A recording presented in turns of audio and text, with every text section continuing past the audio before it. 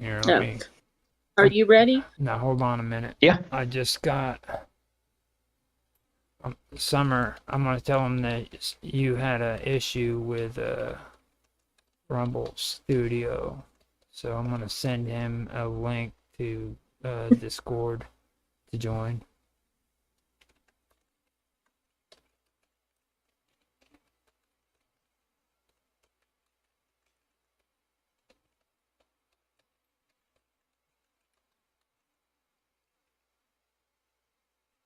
Yeah. I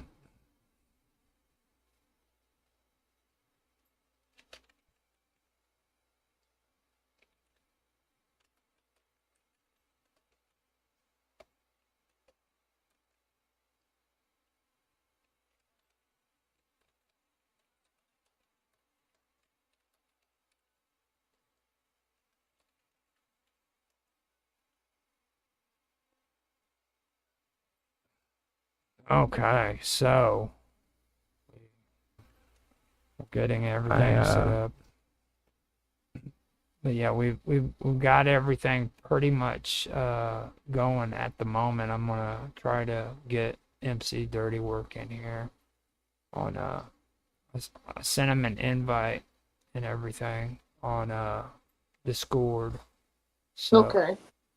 so all he has to do is go on Discord and it should have the invite there for him. It looks like everything's running on V1. Okay. Audio sounds good. Yes, I am. Okay. Audio sounds good on Kick. Yeah.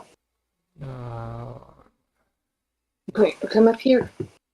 now I hit refresh on Rumble. See what it sounds like. Okay. Audio sounds good. Sounds good on Rumble. I can see Siam's tail. There's his table. Siam. Say hi. Say something. Don't talk much, do you? Okay, so hold on a minute. Go upstairs. A minute, Jason. I will send you the link here real quick. We had to change directions on the thing. We're doing Discord instead of doing Teams. We sometimes have issues that create an invite. I'm gonna put a link to it inside of the Teams chat that you got with me. So here. So there we go. Click on that and you should be in.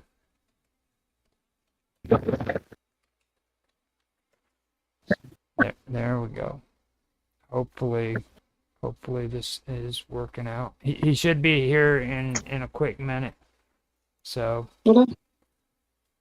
I have got my coffee made and I'm going crazy now because I need to go out there and get me coffee and see if everything's okay in the front room. So I will be right back.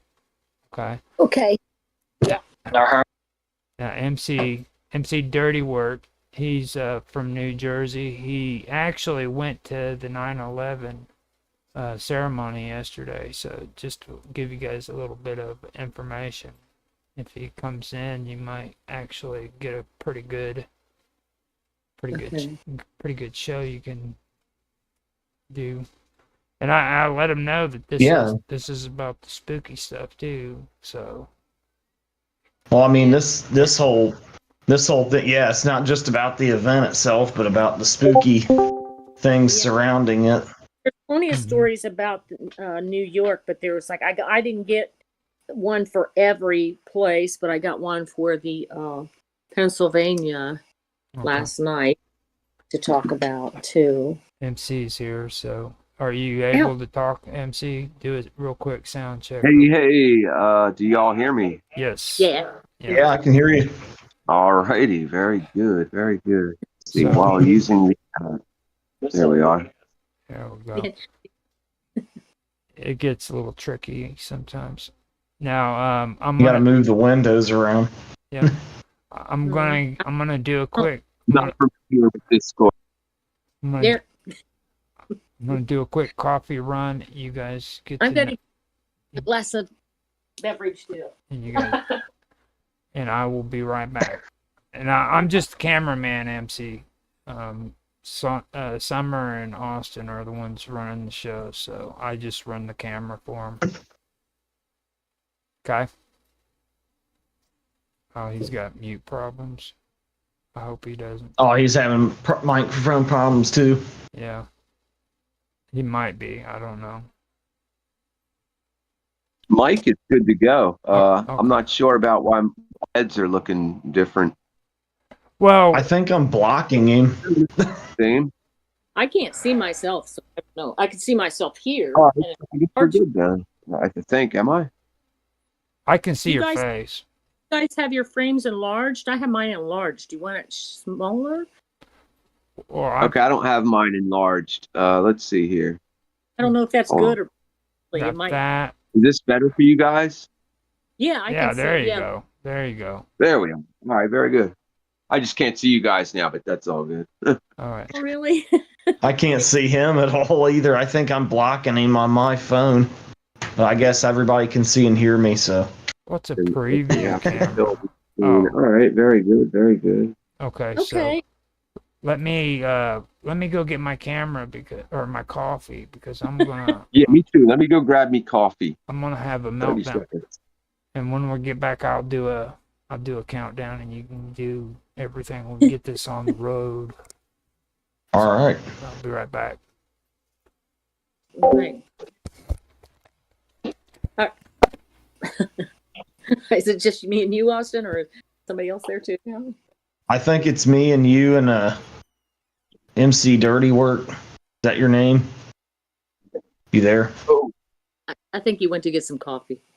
indeed. Oh, Indeed okay. it is. Oh, is that what you want us to call? Oh, okay. Yeah, please. MC Dirty Work. That'd be beautiful. Okay. Okay.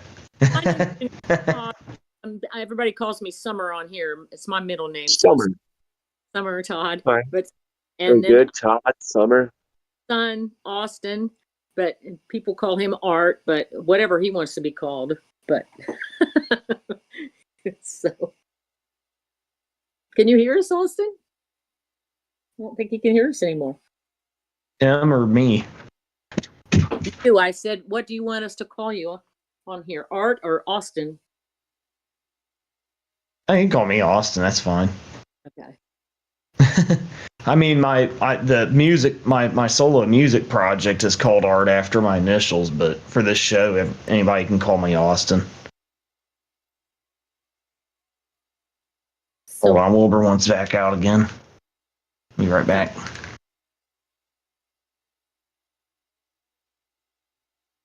so I'm not seeing everybody. That's weird. Oh, I can close the door. Alrighty. Yeah, I really need to figure out on Teams how to make it say MC Dirty Work at the bottom because it has my regular name, and that's fine. But then people see that and they get He's used to coming in now. Nobody knows my regular name on If he wants in, just let him in. But Okay, Austin's over writing you. I don't think he knew you were on here. Yeah, I'm not sure how you would do that because you don't. Yeah, you want to use like a screen name. I'll use mine sometimes like that. Yeah, so you don't want it to be your name, right? Austin.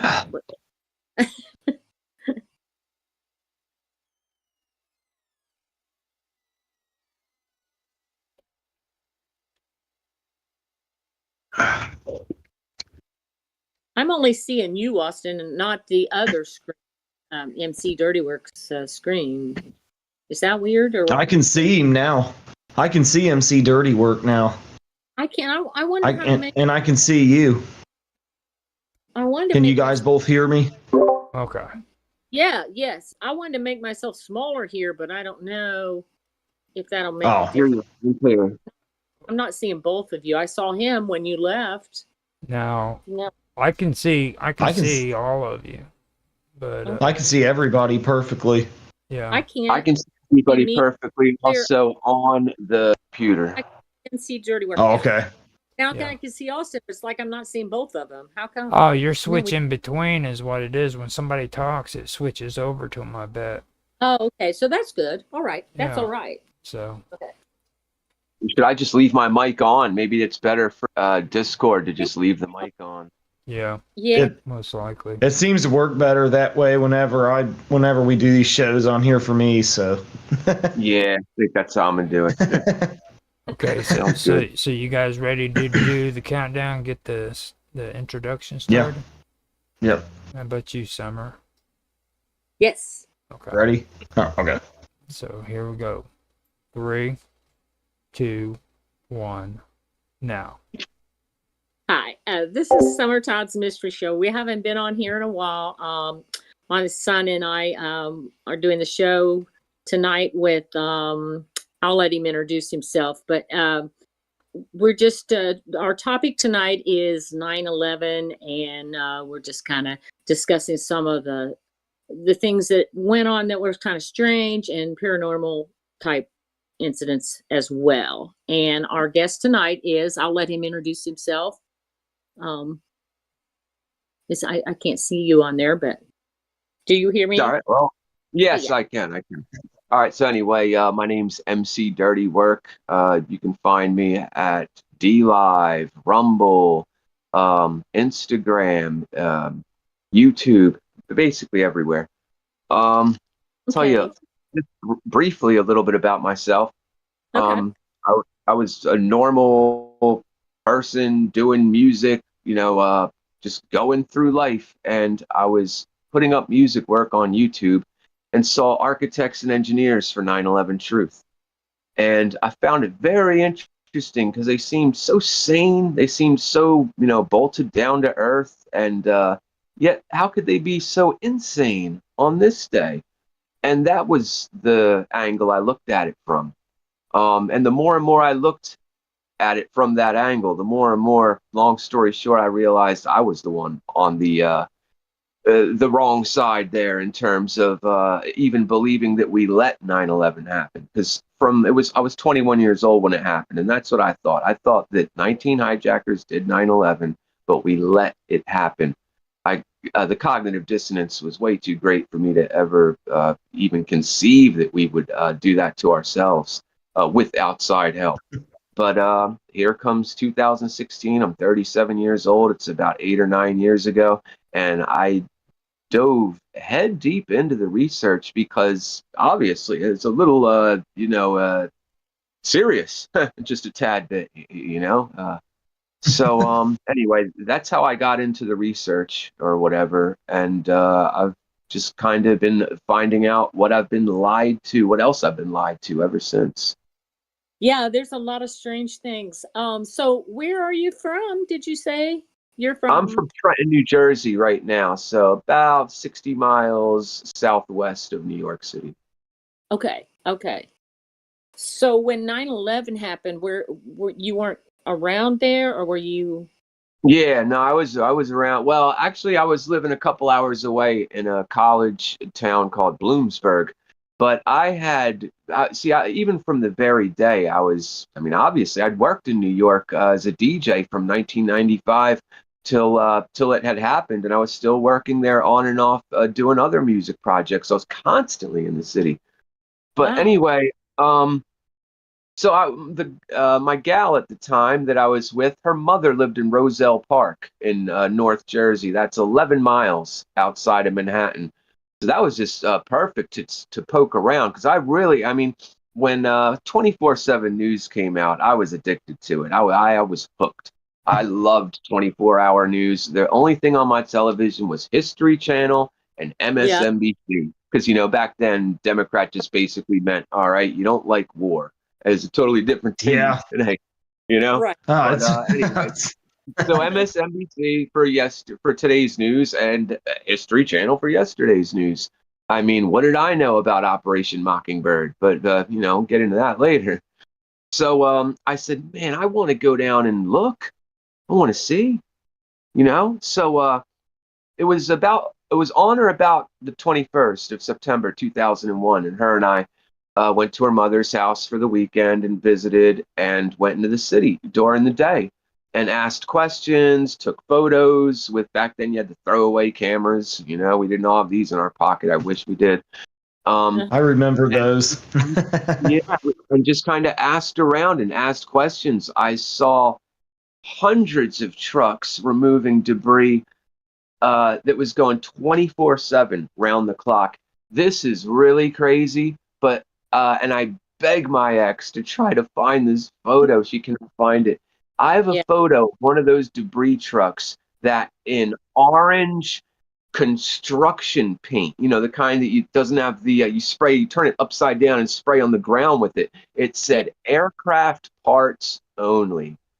Real quick, what do you think the chances are that little old me there for just a couple hours on the 21st, 2, 3 weeks after the fact, would happen to see what had to be one of the only very few trucks that say aircraft parts only? This is just a theory. I don't have anything to base this on other than what the chances are of seeing that would have been. But I bet you they spray painted that on like every 100th truck or whatever, just to so people like me may have taken a photo, so they may have saw it and remembered or whatever. I mean, that's not too big of a deal.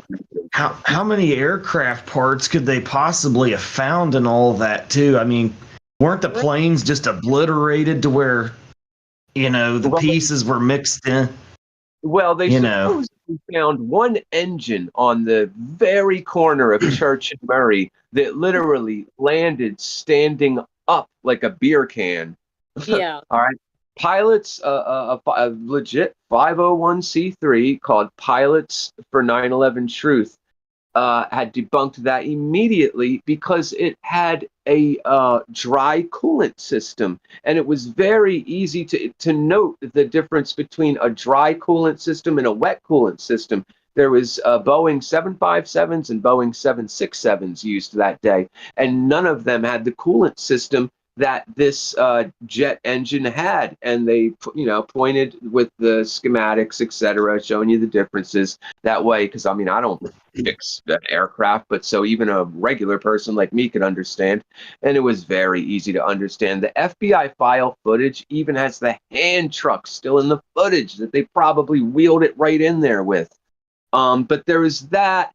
They want you to believe that there was a tire somewhere, and other than that, I haven't heard of any aircraft parts. I have heard Barbara Honninger of the 9/11. It's called the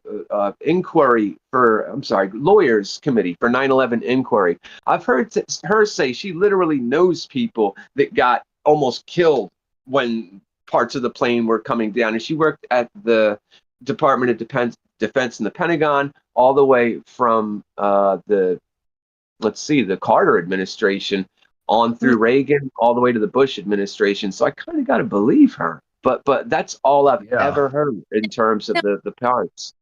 Now there is the plane that crashed in the field, though. They have that in the museum in Pennsylvania, right? I don't know about them having that, and that's very interesting to me. They said they had found 90 per. Well, first they had said that 95% of it was swallowed up into a mine. They said, well, this was a mine shaft, and where it hit, it actually. They said, but we've gotten 90% of the plane out of the hole. What I learned from Christopher Bolin and reading parts of his book, I'm ashamed. I should have the whole thing right here to show you, but I do not. He went to Shanksville and interviewed. There was a priest who owned a large plot of land next to where that 20-foot gash, whatever the heck that was that they showed us. And apparently, according to Christopher Bolin, that is where the actual debris field was. And this priest had owned it, and he asked the priest. He said, well, "Why did you, why did you not say anything? Why did you?" And he said the same thing that everybody in Shanksville says when you ask them that they were just trying to cooperate. They said the FBI said this and that, and we were just trying to cooperate. He went to their local paper the next day because he's a newspaper journalist. He was when 9/11 happened, and went there for paper or for answers for some certain things. So they said, okay, sure, come in 9 o'clock tomorrow. He came in 9, and there was some upper brass military guy there. And he said, who are you? What are you doing here? He's like, well, I've been sent here to talk to you and answer your questions. He's like, okay, very good. It's like, what about the, and you can imagine, yeah, the guy just blackballed him the whole way. So, yeah.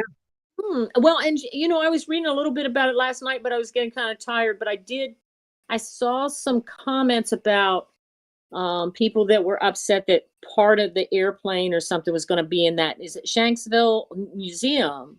And I didn't like that, but I didn't really research it further. So I assume there's some debris or something from that plane in that museum.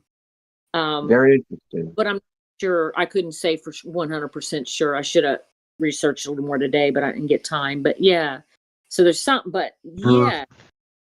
I remember at the time 9/11 happened, there was a rumor going around that they were saying that the people overtook the hijackers and crashed the plane because they knew the hijackers were going to crash it into a target. There was also a rumor going around that the Air National Guard or Air Force blew the plane up. I don't know which story to really believe, and to this day I haven't heard a totally straight story on it myself.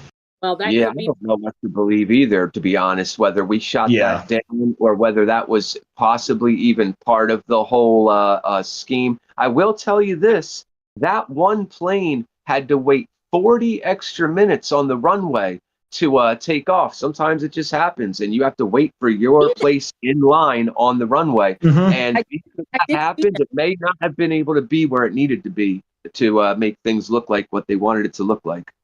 Right. That's kind of what it seems like. About that, I saw that last night. I did see that when I was looking up some stuff, and they were talking about how that was kind of odd. Yeah. Yeah. I mean, I'm sure this museum's kind of awful. I mean, I saw the picture of it. And it looks it's out in the middle of nowhere, of course. I've never even heard of it. I'm amazed. It's awesome. I love learning new stuff that I didn't know. Well, yeah, let him know what the name of it is. They're calling it like it's in remembrance, it's a remembrance like of the victims, but there are some of the stuff that the victims had in that museum too. And the woman was telling a story about haunting there, and she said that people go in the museum pretty upbeat, but when they come out, they're not, because it's got there's a lot of dark energy. But she didn't go details about the plane. I got up, but yeah. So there was a lot of weird stuff going on. And this is a story, and I've told Austin this a million times. Hillary Clinton wrote a book. She wrote a book? Yeah, she says she wrote a book. No, I'm just kidding. Not Hillary Clinton. It was Barbara. It was a woman named Barbara Olson wrote a book about Hillary Clinton. Right, the senator's wife. Okay. Okay, so wrote the book about Hillary Clinton. I don't know where I was going to say. I know she can't write a book. I'm sorry. I'm kidding. Barbara Olson wrote a book about Hillary Clinton, and I forget the name of it, but it was called Hell to Pay. Yeah, Hell to Pay. So it was bashing Clintons, and everything. So this is so weird. Okay, so on a Sunday morning show, my husband just happened to be watching it, and Barbara Olson was on there, and she said, I'm going out on my book tour this week. Make sure you check it out. Make sure, I'm going to be going on this morning show or something. I told him, I said, she's a dead lady walking. I said, because if you mess with Hillary, and that was always kind of the joke. Get Clintonized. Yeah. So whether you believe that or not, it was really weird. So that was Sunday. And Tuesday, one of the planes that crashed into the tower, Barbara Olson was on it because she was going to that, morning show, I think, to have her interview. Yeah. She was going to her how convenient. How very convenient. Yeah. That's so strange. How is that? I mean, I know. You know what's even more convenient? That Ted Olson marries a woman that looks just like Barbara Olson. About 6-7 years later, with maybe a little bit of work, her phone call hadn't went through, or I'm sorry, it had went through, and she had said it's the person in seat 12B or whatever. She had to actually call back and say, no, not 12B, 12C. or whatever, that means you have to believe that not one call at 25, 30,000 feet, went through, but two calls. There's so much you have to believe with the Barbara Olson story. Yeah, a lot of people think she was a handler. I have no actual evidence or proof of that, just circumstantial, like you hear right now. What did you say they thought that she was? Oh, Barbara? like a handler. Oh, I'm sorry. I don't know if you're talking to me. Yeah. Yeah. What did you say she was? What did they say she was? They believe she would have been like a CIA handler type. Somebody, especially a woman, you're going to need a couple women. They had two people call from each plane, and it was indeed from the phones. Those planes needed to be on the ground for those phones to make contact. Yeah, that never added up to me. I remember hearing about that back when it happened, and you couldn't call when the planes were in the air, but they Well, said phone calls. Well, you have your phone, Oh, go and ahead. they don't work anyway. They don't work. Right, they were horrible. Maybe long enough to say, "I'll be at gate 6G." Hello, I don't know if you can hear me. I can hear you. Can't hear. But if you can hear me, I'll be at the gate in 10 minutes. That was it. That's why they ripped him out. They took him out in '03 or whatever and put in a new system. You're But talking yeah. There was a woman named Rebecca Roth who was a flight attendant. And she actually, I think, in my opinion, in my research I've done, did the best job of answering one of the hardest questions of 9/11, which is where did the actual planes with the people on them go? Since those most likely, like really most likely, like were not the planes that hit what we're supposed to have seen hit. And this is what she did. And I think it's as brilliant as it is simple. She said, all right, well, those phones had to be on the ground to make those, to start making those calls at right, I think it was like 9:34 or something like that. Those calls started. Two from each plane. Okay, so she's thinking to herself, they would have needed a hangar, or several hangars, big enough to hide the four planes.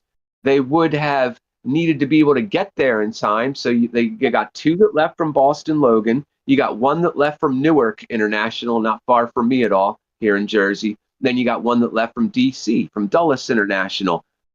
For planes go really fast. That's relatively the same area. So she looked for a place with a 10,000-foot runway, because that's another thing you would need, at least like a 10,000-foot runway to stop a big old 757, 767, either or. And wouldn't you know, she found a place where all jets, I mean, the moment they went up, they wouldn't have even reached 30,000 feet probably, because they would have been up for 15, 20 minutes.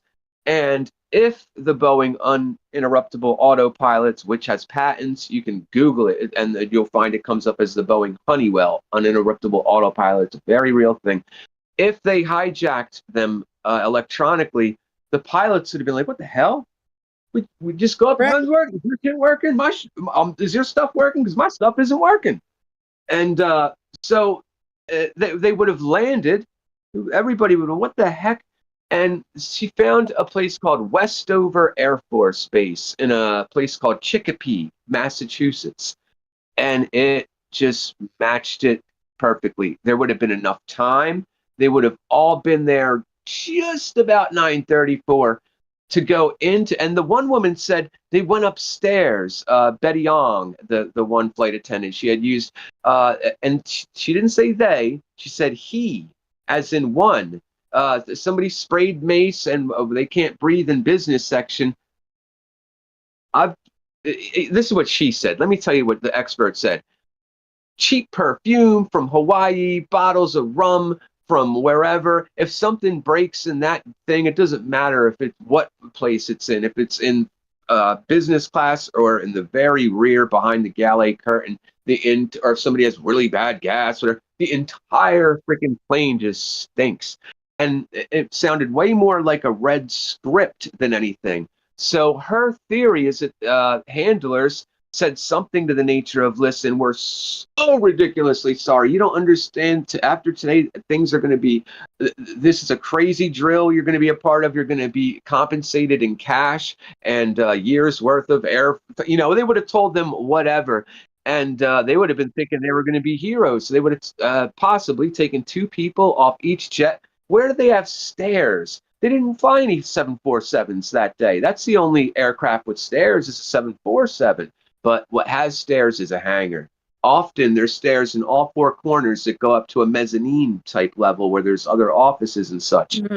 And her theory, and I happen to think this is reasonable, is they took 2 people off each jet, gave them a script or something like that to read, telling them that, they would be heroes. They were going to be part of the biggest drill ever toward terrorism, kind of like mixing the truth with falseness, just like you do to sell a fake reality. And then after they had called their loved ones to leave messages and so on, like they were told to do, who knows where they went, how, if they were probably off. Who knows how that would have happened and all went down. But I'm glad I got about 8 or 9 minutes to talk about that, because that's a question a lot of people ask. Where in the world did the people go on the actual planes? And nobody really knows, but that's the closest answer. All blew up, so there's very little. But that's the whole bodies, right? But I mean, they tell us they all blew up, but yeah, but that could just be a big front. A couple people are alive from that plane, that or something like that. Yeah, I mean, it's a possibility. Who knows? Barbara Austin could have been one of the handlers, and I mean, she could have been. She could not have been, maybe, but I thought that was very so. strange. I said that, and then 2 days later, well, she didn't get to the first interview to promote her book. So, that was so odd. And there's other people too that. She probably didn't want to be questioned at that, book, whatever event, book promoting event. They Clintonized her. The possibility. My personal thoughts are she's still alive, but you never know. Yeah, I mean, you have a good point there too. It wouldn't be the first person by plane. How about Senator Kennedy in 2000? Which, imagine she ends up being senator. Who was senator during 9/11? Of New York. One of the senators, anyway. Hillary Rodham Clinton. There's so yeah, she was. About it. I remember that well. There, and coincidences are one thing, but that's kind of quirky. Some of the stuff is. I believe in coincidences. I run into my neighbor down at the grocery store, but not. I'm in Florida at Publix, and I run into my neighbor at the grocery store in the middle of the summer. No. Yeah. And you talking about cell phones back then as compared to now. Even now, they don't work very well on a plane. That. Right. And like they have this, like last night there was some calls I listened to that were like long calls, like I could in the building, maybe the Twin Towers, but this was on the plane that this guy called and said he loved his wife and blah blah blah. I'm like, how did he get all that? That didn't. Those were on the ground, like he was saying. Those calls that were from the ground, because back then they couldn't do them in the air that good. Yeah, right. And the FBI took those. If you remember, back then you had to get a special expensive phone to have caller ID on it. Otherwise, you had that little white box. If you remember, and the FBI took all the little white boxes just to they removed all of them. So apparently they were really honestly made from them phones. Some people think they were voice morphed and such. No, but I remember what you're talking about with the phones, because I remember when it happened. I was at work and I had a little flip phone, and my husband's always watching the news, so he had texted me. I think he called me, but he called me on the office phone and said something's going on. And so but we weren't texting and doing all that stuff like we do now. It just wasn't. And then we didn't even have television to watch it on. But our custodials had a lounge and they had a little one, so we went downstairs and saw what was going on. But it wasn't like it is today. It's just totally different. You don't have all this stuff right at your fingertips or iPads or anything. So Yeah, those calls, the way they said they happened, they didn't happen the way they said, the way the mainstream media told us. Not at all. About that this morning, he was like, "Yeah, we didn't have our phones and stuff weren't doing that then because he said we had to find a phone too." He worked on the campus I worked at, but it was a different office. He said we have one television. I think it was in a lounge too. And he said we all had to run down there and see what was going on. So, and I remember when the Challenger blew up that we didn't know what happened until we went home or like we found a television somewhere. Everybody was saying they still were alive. And I think I ran home at lunch that day. It was in 86 then, but I ran home at lunch and watched it on TV. And I was like, well, they're not alive. But yeah. I was in 5th grade in school. What? I was just saying I was in 5th grade in school when that happened, and it was a huge deal. I know. Oh yeah. In school, yeah. What grade? It's not every day a space shuttle blows up like that. No. But when the terrorist attacks happened, though, Austin, what grade were you in? You were in 5th grade, weren't you? Or I was a freshman in high school. Oh yeah, so you were a little older. Okay. Yeah, I was a little older, but wow. But yeah, so these cell phones that work great, I'm like, they don't do that nowadays. How do they expect us to believe some of this stuff? Well, check this out. There was a Japanese TV station.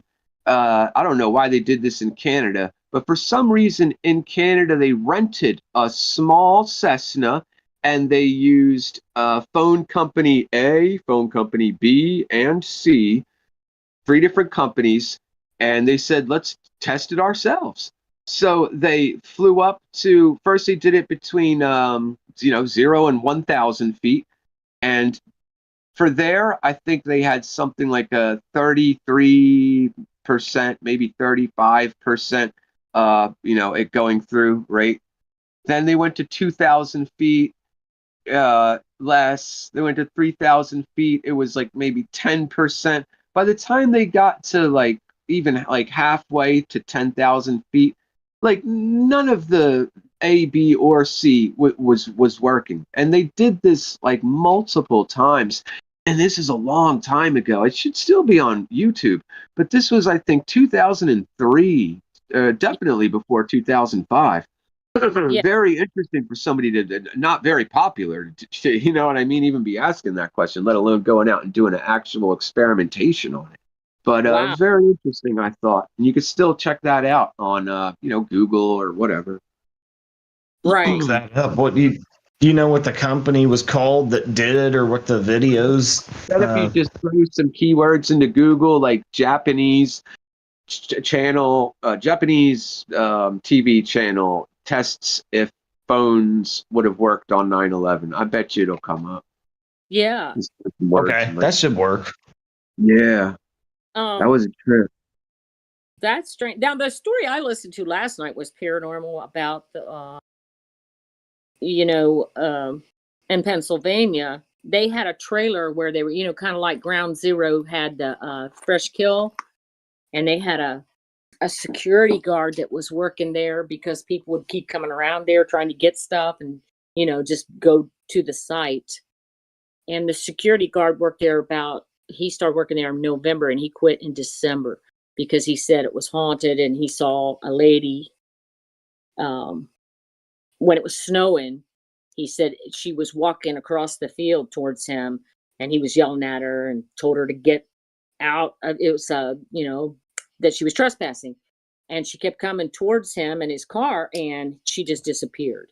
And he said they had all the stuff in, they were getting stuff from like the ground, the people's belongings and stuff. He said it was haunted. He wouldn't go in there. He would sit in his truck when he was working, but he was swearing that it was haunted. And other people say that too. I that was going to summer. ask, did anybody else ever say that? Yeah. Actually, there's people that have said that they've seen this. That lady, the lady seems to come up quite frequently. Now, he said he went home and kind of did some research on it, and it's a smaller area, than like the Trade Center. So he saw, they had pictures of the victims all over the place. Remember how they used to have pages of them or something? You go online. So Yeah. he looked up, he said he actually saw the lady, but he would not tell her name because he didn't want the family to get harassed, and he was trying to keep it real private himself. He felt he recognized her. Yeah, he did. And so he said it was her, but he said he didn't want to tell her name, and the woman that was doing the interview said she didn't want to either for her privacy and the family. But I guess like big time TV shows at the time wanted to interview him about it, and he wouldn't do an interview with them. I forget the lady's name he did an interview with, but yeah. So, but I, usually hear all these stories about the Twin Towers. There's a story about elevators there. I'm sure you've heard that one, where Like, the building's not there anymore, but people hear the elevators opening. They hear people. Yeah. Some of the preliminary explosions were so hardcore, they blew the entire elevator cars out of the shafts. Yeah. yeah, And then they did. said they opened an elevator. A bunch of people were like, just, they had been, they caught on fire because the jet fuel came through the elevator shafts, I guess. And Well, not yeah. from jet fuel, more likely from nanothermite and other preliminary explosions. Jet fuel can't. Demolition Jet charges. fuel is kerosene, believe it or not. It's not like kerosene. It is kerosene. They want a very non-volatile fuel so it doesn't blow up there. Right. But once, if it were to blow up, it's like somebody putting too much charcoal lighter on your barbecue and throwing a match at it. Yeah. All goes up at once and it's gone. It's not there to hang around. See, but and I was talking to somebody downtown yesterday about this, about Bob McLevain Sr. and his son, who they said he was one of the only bodies to be returned. And his father said that the only way he could describe his son's wounds were like a shotgun blast to the chest. And he was on the 26th floor. You know what? They had the audacity to tell his mother and father. This kid was 21 or 22 at the time. He would have been about my age at the time. He said, well, your son was on the 26th floor. The plane hit around the 76th floor. And just like you said, well, the fuel came down the elevator shaft, and when it opened, hit your son. But this is the thing. If you aren't from New York City, that may work. But if you're from New York City, it doesn't matter if it's the Chrysler Building, the it could have been the towers. It could have been, let's say, the Empire State Building, which was hit by a plane way back when. There's 3 sets of elevators. It goes to about the 35th floor, your first set of elevators. Your second set of elevators goes to about the 65th, 70th floor. And then your last set of elevators, that's it. You have 2 elevators, maybe one for couches and stuff like that, and the other so you can get people up to the observatory deck, have them look around, take their $25 and get more people up there real quick to take the $25 again. Those are the only 2 those are the only 2 escalators that will go up and down an entire 100 or 90 or 80 floors. It just doesn't work that way. So what they want you to believe is that the fuel came down, came to the 66th floor, hit the button, waited, got in, then went down to the 33rd floor, got out, came down to the 26th floor, and then, shot your son in the chest, or with what looks like a shotgun. Pretty rough. That doesn't add up. So what do you think happened to him?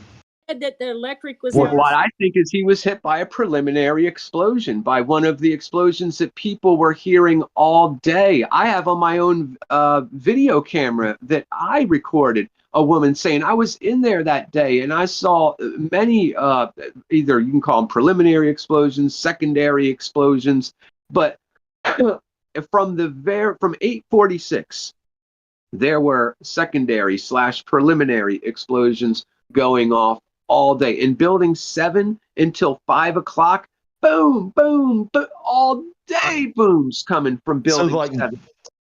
yeah, I've often wondered.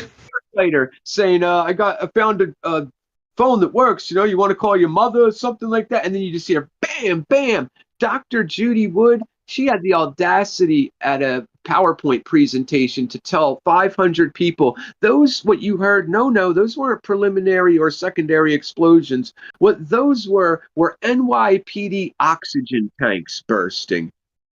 Those, I guess she knows NYPD equipment better than the NYPD. Like I just described to you, those were 3 NYPD right there when he was asked, and the guy, said, "Oh, there's they're saying they're bombs." So I find that very interesting. Well, I mean, I've often wondered if they didn't have demolition charges in those buildings. They And absolutely have demolition charges in those buildings. that's the only way you can explain the collapse of Trade Center 7, because even the 2 twin towers collapsing around it wouldn't have done enough damage to cause it to collapse the way it did. Well, if you go look at the 2 big ones, they blow up. They don't collapse. Yeah. There's a piece of that got to the Amex building, a great big chunk of not one I-beam, but like a set of I-beams, 500-foot laterally to rip through 11 floors of the Amex building. On my DLive channel, if you go to the About section and scroll down just 2 or 3 inches, there's a still photo of the Amex building with that piece of I-beam hanging out the side of it. What could have forced something 2.5 tons to go 500 foot sideways? Here's a good one. There was pieces you can see that went like an arch, like this. So now you've got things that aren't just going sideways or down, right? You got things that are going up. What is collapsing up with this new effect that violates the rules of fundamental physics, etc. well, now I've read that Remember that the building kept collapsing. There was different areas that were collapsing in on each itself because of all the horrendous stuff that happened, but I don't know the dynamics of that really. What I tell everybody is go to YouTube and watch it yourself. It comes down in 6.6 seconds, 47 stories. And it looks like, the corners of the buildings remain absolutely straight all the way down. I mean, it was really you'd almost clap and say they did an incredible job if it was a legal, bit. But of course, you see the penthouse falling through first. There's 64 HVAC units up there that keep the place warm and cool during the summer. You see those all fall through right after you see the penthouse fall through. They go from left to right like a piano or whatever. And once you see those HVAC units gone, that's when the entire building just kind of doesn't even collapse in on itself. It just goes straight down. Some windows break. There's a couple videos where you'll see actual fire, like explosions. That's bunk. That's something I remember. I put that up in 2018 when I first started doing this kind of research, and like 30 people from my research group said, "No, Jay, that was done by somebody added those flashes to try to make us look bad, to say, look how easy I can do CGI and just make as if the building falling down was fake, But somebody did in fact do that. But there are many real photos, moving photos." Pictures of it coming down. It's so obvious. They didn't have the building wasn't falling like on itself all day long, and that's what they're that's what I had heard. I believed it. It made sense. I heard that building 7 had sustained such awful damage from 1 and 2 coming down that it came down. And that was the story I heard about that. I heard the day of, because like I said, most people were glued to their 24/7 news after 9/11. I was glued to it even when the USS Cole happened. I thought I was staying informed. I really did.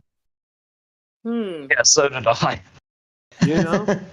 And over the Man. years, I gradually realized how uninformed I was about that whole thing.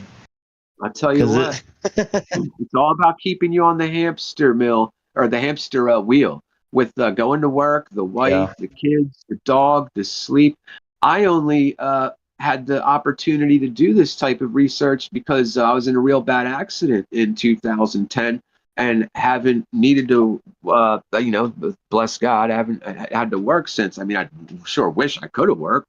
But the point is, whether you're older in age and you're not working anymore, or whether you get hurt, it always seems to be people like that that get into researching and actually have the time to stop and witness the world around them and say, wait a minute, wait a minute, wait a minute. Something ain't right here. Well, and yeah, you start to see the coincidences in a lot of stories and pick up different things that you didn't know when you have a little more time. Yeah. When you're working, you don't as much usually. the system's designed to keep us distracted from all that stuff. Because every last one of us is a slave, whether we realize it or not. You know, in Russia, they let you see the bars, taste the bars, smell the bars, see the secret police. Over here, and this is the reason why you're a much more optimal slave. They get better work out of you if you don't realize you're a slave. So here, they lie to us and tell us we have the most freedom in the world, although they can take a pen and write an EO tomorrow, and a million of us can become criminals overnight with the signature of a signature. Mm-hmm. So, I mean, Jordan Maxwell said that all Yeah, the time. For a land that changes our rules, every 4 years, every 2 years, there's a midterm, etc. Yeah. yeah. Yeah. I was, I mean, they actually say it's really haunted, though. They talk about a lot about the elevators, but there was a hotel by it that said they don't put people in the rooms that face the trade center because people see people in the mirrors, like in the windows, Huh. shadows and things. So they have to move them to the other side of the hotel most of the time. Or if they do stay in the rooms, they tell them to try to keep their shades closed. But they have a lot, I guess, because supposedly so many people died so quickly. You have a footprint there. There's a cat doing a cat. Cats always know where the camera is. I don't know what it is. I think they can see it with their eyes. he's yeah. So Like the beam, whatever picks us up, I think the cats can actually see that beam. There's something they can see that draws them into it. yeah. I had a cat for 6 hours once, and he jumped right up on my shoulder when I was streaming. It's like they know to do that, just like they get they know to go to the bathroom and the little kitty thing. It's like, okay, streaming up here, they just pop right up there. You try to push it, no, I'll sit on your neck, I'll figure it out. They're pretty. Makes sense to them. They're I guess so, or they want camera time or something. I remember, like, when right after the terrorist attacks happened, there were a lot of stories about firemen on the bridge and stuff that were dead that people saw that were alive. Just a lot of haunted stuff there. Oh yeah, I mean the energy of all the people that died that's never going to go away. That Right. place is the energy of that place is altered now And beyond you should see what it belief. actually looks like. I mean, they paint it with all these bright kitty-looking colors. I don't know if you're familiar, if you've ever heard of a Sesame Place.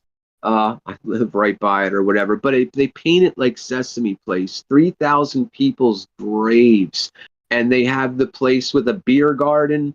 And like I said, looking like Sesame Place with all this. I mean, I love graffiti as much as the next person. I'm a graffiti artist, but there's a time and place for everything. And that's not graffiti anyway. It's street art.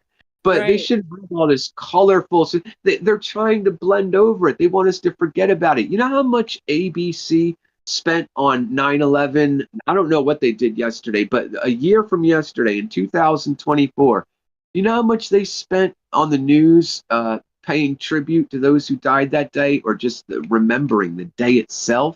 Less than 3 minutes.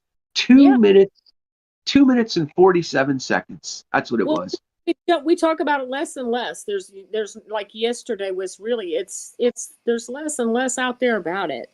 The funny part about the story last night was the guard, in Pennsylvania, he said that he thought that that the people on the plane were somehow keeping people in this little trailer, that had the stuff in it. He was like the terrorist, but he said they were angry. He said that the spirits that he encountered felt angry. And I was like, well, why would they be angry though? But he thinks that they didn't know they died and they're still like keeping They it. want their justice, maybe. Huh? Maybe Well, because They want yeah, his- justice. his they want the thing- truth about the event to come out Well, I to the think- American people. He You would explained. I think. He explained Yeah. at the end, he said the reason he thought they were mad is they were still here. They didn't know they died, and they were still keeping these terrorists at bay. They locked them in the trailer and wouldn't let them out or something. He believes the official narrative, but okay, I dig it. I got you. But I don't know. I was like you before he said that. I was like, well, why would they be angry? I'm like, Yeah, they wouldn't. I don't know. If the official narrative was true, they wouldn't be angry about that. They're mad. They're mad because a lot of the world believes a narrative that really isn't true about that whole event. That they're trying to get through about that. I think. Would they know though if they were on that plane that somebody blew it up instead of like them crashing? Like they might. Probably. I would assume their spirits. I would assume they would know. But Yeah. I just don't know. that's. But But I'm sure that there's way more to it than the official story we were all told. And they want the world to know that. And that's why I would say that's why their ghosts and spirits still hang around those sites and haven't moved on. That's Yeah. probably part of the reason for the haunting. do we know anything? It's like the Kennedy assassination. It's so muddied. Yeah, Never really know Yeah. the truth. that's another one. Another one. Like yeah. And then you could even go to COVID because a lot of people have various. I'm not so sure about that now. You look back on it and maybe you believed one thing. Now you look back and you're like, I don't know. Oh, there's so many holes in that COVID story. There's so many holes in that narrative. It's unreal. That was where any last shred of credibility for the mainstream media died for me. Any For a lot any of last respect or any last respect or credibility they had at all just died for me with that whole event. Well, now they say it's. And I was They said you got to. I was already skeptical about it the media anyway before that, but that was the end of it for me. And that got me more into researching the conspiracy theory side of things a lot more deeper than I was. But I don't know That was anymore. Did you see the AI that's out? It's about the guy that was killed. The conservative guy. I keep forgetting his name. Kirk. Kirk. Yeah, it's a be his wife, and it's an AI thing. It's not her. She was going, oh, I didn't know I'd be burying him today and stuff. And I'm like, that she needs to sue somebody because it's not her. Wow. Just a picture of her, and she's going on about how he loved everyone and blah blah blah. But I'm like, that's terrible. We don't know what's real anymore. When you watch the news, I wonder what the legality involved with something like that is. I mean, now that with all this new AI, they're going to have AI lawyers. They're going to need them. if you go out, it's on Facebook, and a lot of people seen it, and everybody's like, oh my gosh, that's an AI thing. And I'm sure that she may try to sue someone, I don't know. That's not the only one out there. It's like that. Oh my God. No, but you're seeing it all the time. You'll see it when something happens, you'll see it. Or like you'll see like an actor dies and it really looks real and you're like watching it. And then if you go out and look it up, they haven't died. So Yeah, I've seen a lot of those channels that say, "Oh, this celebrity died today," and then you find out it's fake. Yeah. Yeah, the Onion. Because it. Yeah, yeah, the Onion or the Babylon Bee, or Yeah. at least they claim themselves as satire news, so you know what they're saying is not real. But the AI is making channels that appear to be real now, and stories that appear to be real that never happened. Well, it looks like it's her, but she wouldn't be that composed. Like she's acting like it's just an everyday thing. Yeah, I'm to do his Yeah, funeral. yeah, that wasn't her. Wow, it's better than it was a year ago. I mean, a year ago, it would kind of spell things off a little bit, and you couldn't recognize faces. And boy, is it different than then. Isn't it? It's I haven't evolved played quick. the AI stuff. I haven't messed with it yet. But How advanced do you think if the AI was in 2001 for like the military and stuff though? Were they still light years ahead of what we're seeing today back then? How I wouldn't be able sophisticated? But I just okay, could only guess.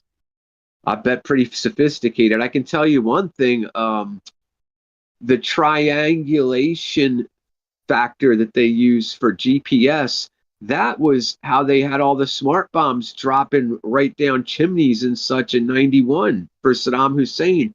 Then 10 years later, we have that as a tool called GPS. So, I mean, yes. it maybe gives a little bit of context. So I how sophisticated of a false flag can they put together? I mean, like Today, who knows, right? I mean, on I mean, 9/11, we could never imagine that shit. The shit that they could pull today, the stuff they could pull yeah. today, I can only imagine. I mean, all we can come up with is blue beam, blue beam, blue beam. You know, everybody talks about the artificial invasion of aliens and et cetera. And I think that's reasonable. I think that's reasonable. But it's literally out of my imagination when I try to think of what would a 9/11 style false flag uh, operation today in 2025 look like 25 years later, and I can't even imagine. yeah. Yeah, as if it was as sophisticated as it was then, which it was extremely elaborate. Yeah, I can only imagine how much more elaborate it'd be a quarter of a century later, with Right. technology having evolved. People watched 3 buildings, 2 of them explode, and that was 100+ stories tall, right on TV, outwards. And because they were told that they fell, I mean, I even did this. I said, well, I guess they fell. I remember seeing the squibs in 2005. Somebody gave me a copy of Loose Change. Yeah, just so happened to have got a copy of Loose Change in 2005. That didn't change my Very, mind, but I thought it was very interesting. When I saw those squibs, I said, that's interesting, but I said, I'll bet you that's compressed air that's coming down from the top, just pushing because I figured it was the pancake theory. And I that's how I wrote that off too. I said those squibs that are coming out there, that's got to be compressed air. You know why? Because it had to be anything except that, because of the cognitive dissonance that was in my mind at the time, and most people's. Mm. So, what do you think about the people jumping out the windows and all that? Well, they timed explosives and shape cutter charges. They tried to do the best they could anyway to go off, obviously, when each plane hit. There's actually footage of the second plane hitting the second tower, and you see other bombs going off on the first tower, secondary explosions, when the second tower is being hit. But, oh golly, I'm sorry, I had a brain fart. What was the question? I just said, what did you think about the people? Oh, right, the people jumping out. They were Yeah. getting, it was so hot. I mean, you see some of the men up there, they're practically naked because some of those nanothermite shape cutter charges were Right. probably going off under them, to the side of them. Now later, there was people just standing there in the hole, waving like, "Hello, we're up here, help us, etc."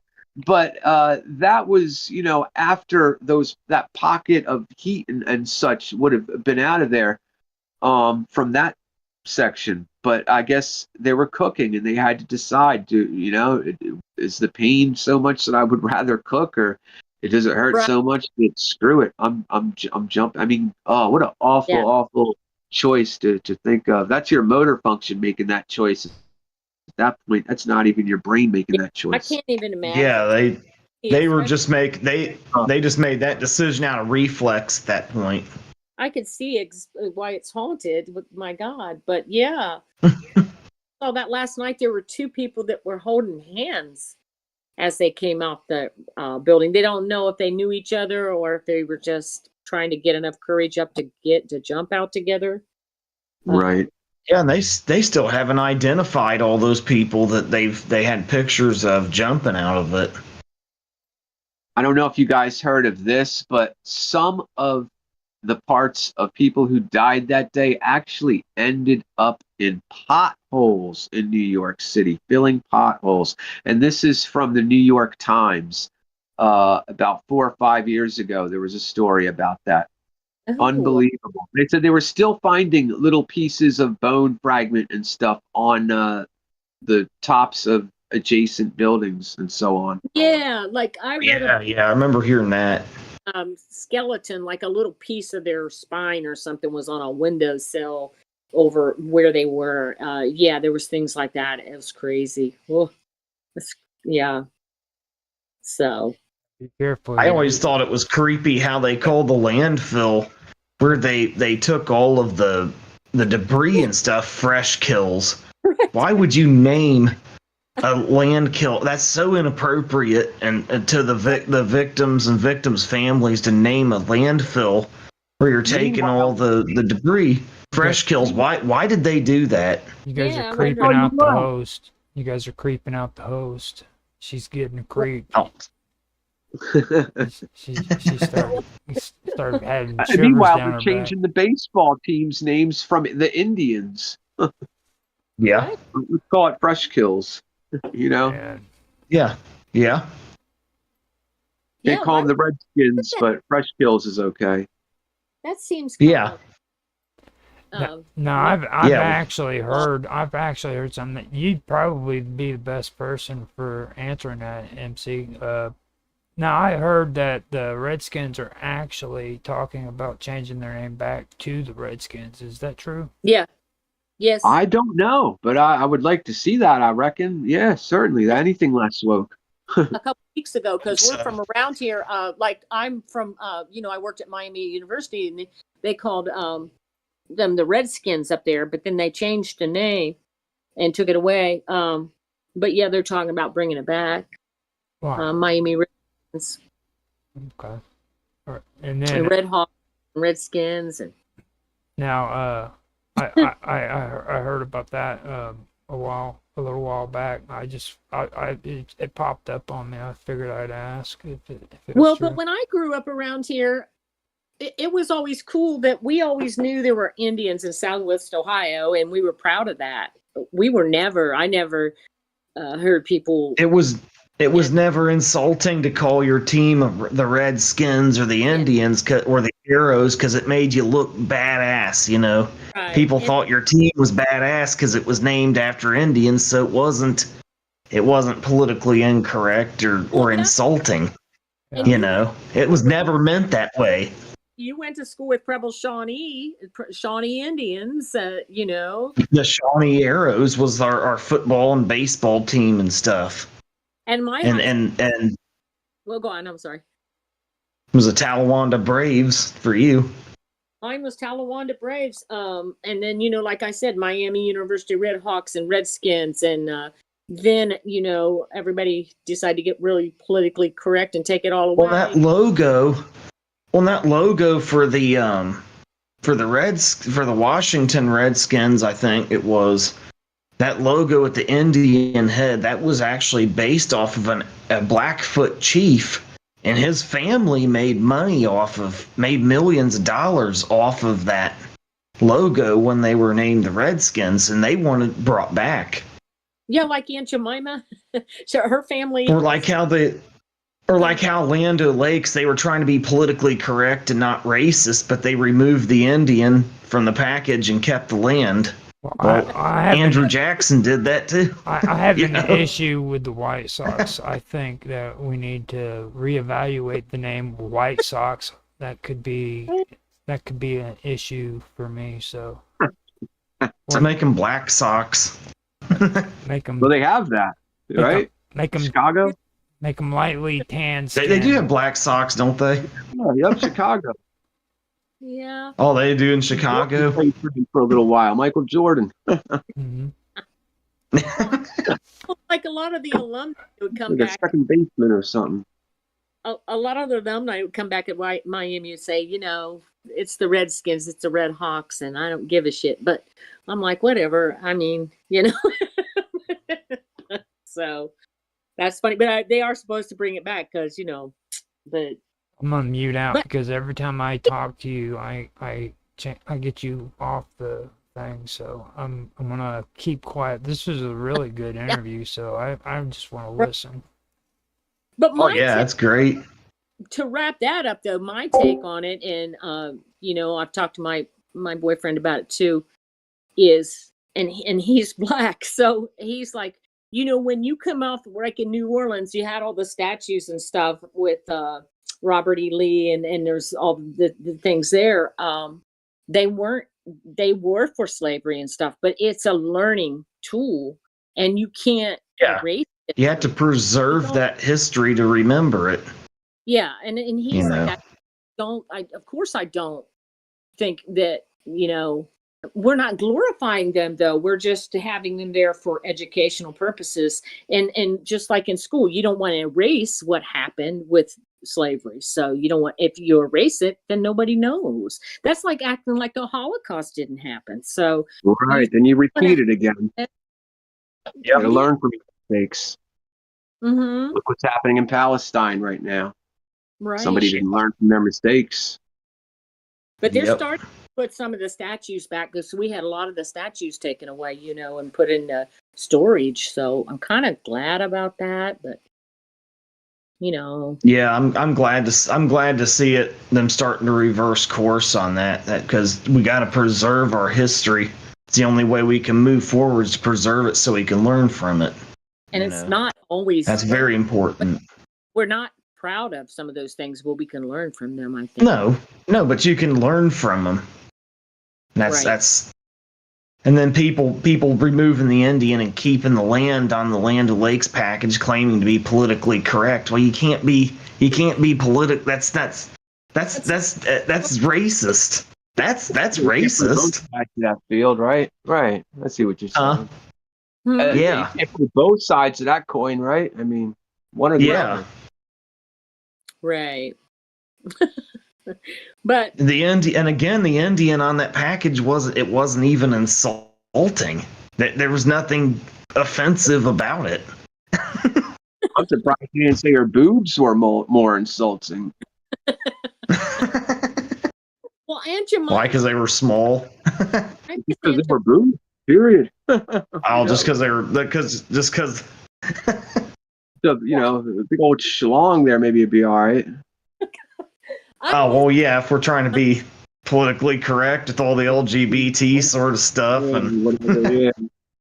But she was actually a businesswoman, and actually, for her race and her time, that was a big deal. she was I think America's first black millionaire Yeah. off of the business, and she was born into slavery and died America's first black millionaire. So she was a symbol of how far America came, and they she was a- erased her. First black millionaire. Hmm? Huh? Who was it? Who was this? America's Aunt first Jemima. black- And Oh, maybe. Aunt Jemima. Aunt- All right. That was Aunt- that away. Yeah, I think Aunt Jemima was one of America's first black millionaires, and she was born into slavery. She was a symbol of how far America came. She made that brand. She did it. But yeah. Yeah, and her family, and again, her family to this day, or until when they got rid of her, was making millions of dollars I wonder how off much of them that. white folks were making though. That you know what I mean. Let her make that $1 million. Just saying. Yeah, I Oh, mean. yeah. She worked with businessmen. She had to back then. That's another thing that is kind of admirable, though, really. But I mean, that she could even navigate that. Fact she was able to navigate it at that time was is amazing. Yeah, Yeah. that's pretty incredible. But back to hauntings. That's kind of haunting some of that stuff too that happened. But All of it. so I didn't read anything about the Pentagon and any hauntings there. I didn't research any of that. Um, so have you guys heard anything about anything like that, or? I haven't heard anything about hauntings at the Pentagon, at the site of the Pentagon or anything.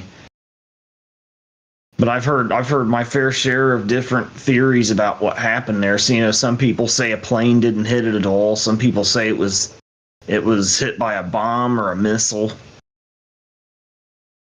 I wonder if So all those planes were. yeah. And again, I'm not sure exactly. I don't believe the official narrative at all anymore, really. I mean, I'm with MC Dirty Work on that one completely. I don't believe the official narrative. I don't know. I don't claim to know exactly what happened, but Right. the official narrative, it's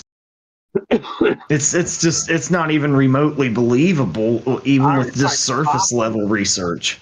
What? You don't have a dialysis machine 200 feet underground. It's there's so many parts of it that are just literally impossible. Yeah. What do you think happened to the Pentagon? Do you think a plane crashed into it, or have you done much research on that aspect of? Yeah, I have. I've researched all aspects of 9/11 pretty hardcore, I think, pretty legit.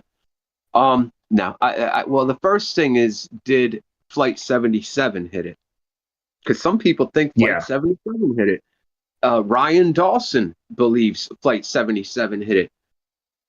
As a real quick, this will take 30 seconds. It blows my mind that such a astute researcher, especially into Middle Eastern affairs, as Ryan Dawson, could think that Hani Hanjour did, because a lot of people ask, so why not just go for the roof? Why not aim for the roof of the Pentagon? Why go for the outer E-ring? Like, why?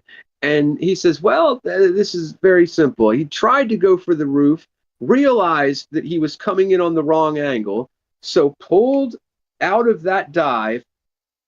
That did the only thing he could do, which was a 270-degree corkscrew turn going from 6,500 feet in the air down to 37 feet in the air to not even scrape the lawn, yet smack directly into the outer E-ring of the Pentagon, which had just been refitted for this type of thing, for terrorist explosion, bomb. The outer E-ring, the rest was being fitted to be, refurbished.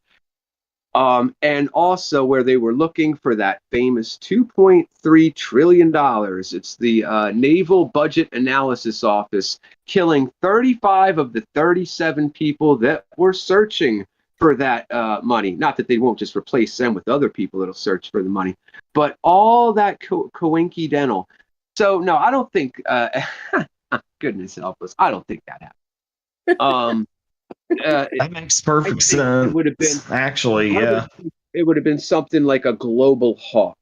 A global hawk is something like a predator drone, although it's heavier. It's much more hardcore. It can stay up pretty much forever, which is why they call it a global hawk. And I think they refitted either a global hawk or something like a global hawk, something much smaller than a 757 droned.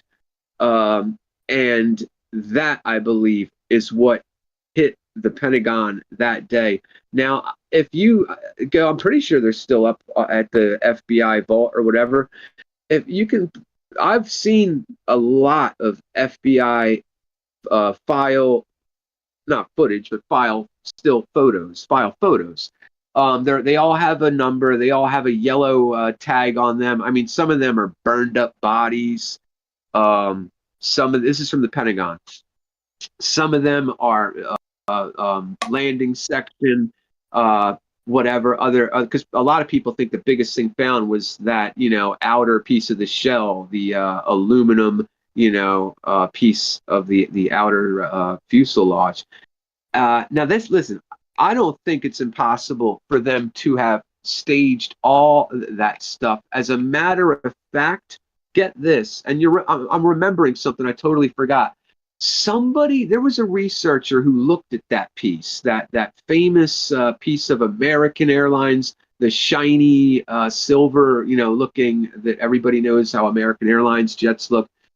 Everybody thought that was the biggest piece. There was a piece of vine, if you will, some green piece of whatever, and somebody with a photo of that knew horticulture and knew about stuff like this checked out exactly what it was and said, that isn't native to DC. That's not even native to America.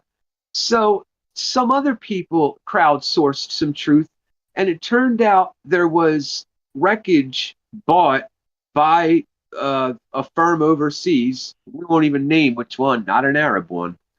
From a 1995 crash in South America that had, coincidentally, an awful lot of the same pieces that were found in the Pentagon. And would you know, that vine, that little vine that dude saw, was indeed indigenous to that area. Wow. So what a trip.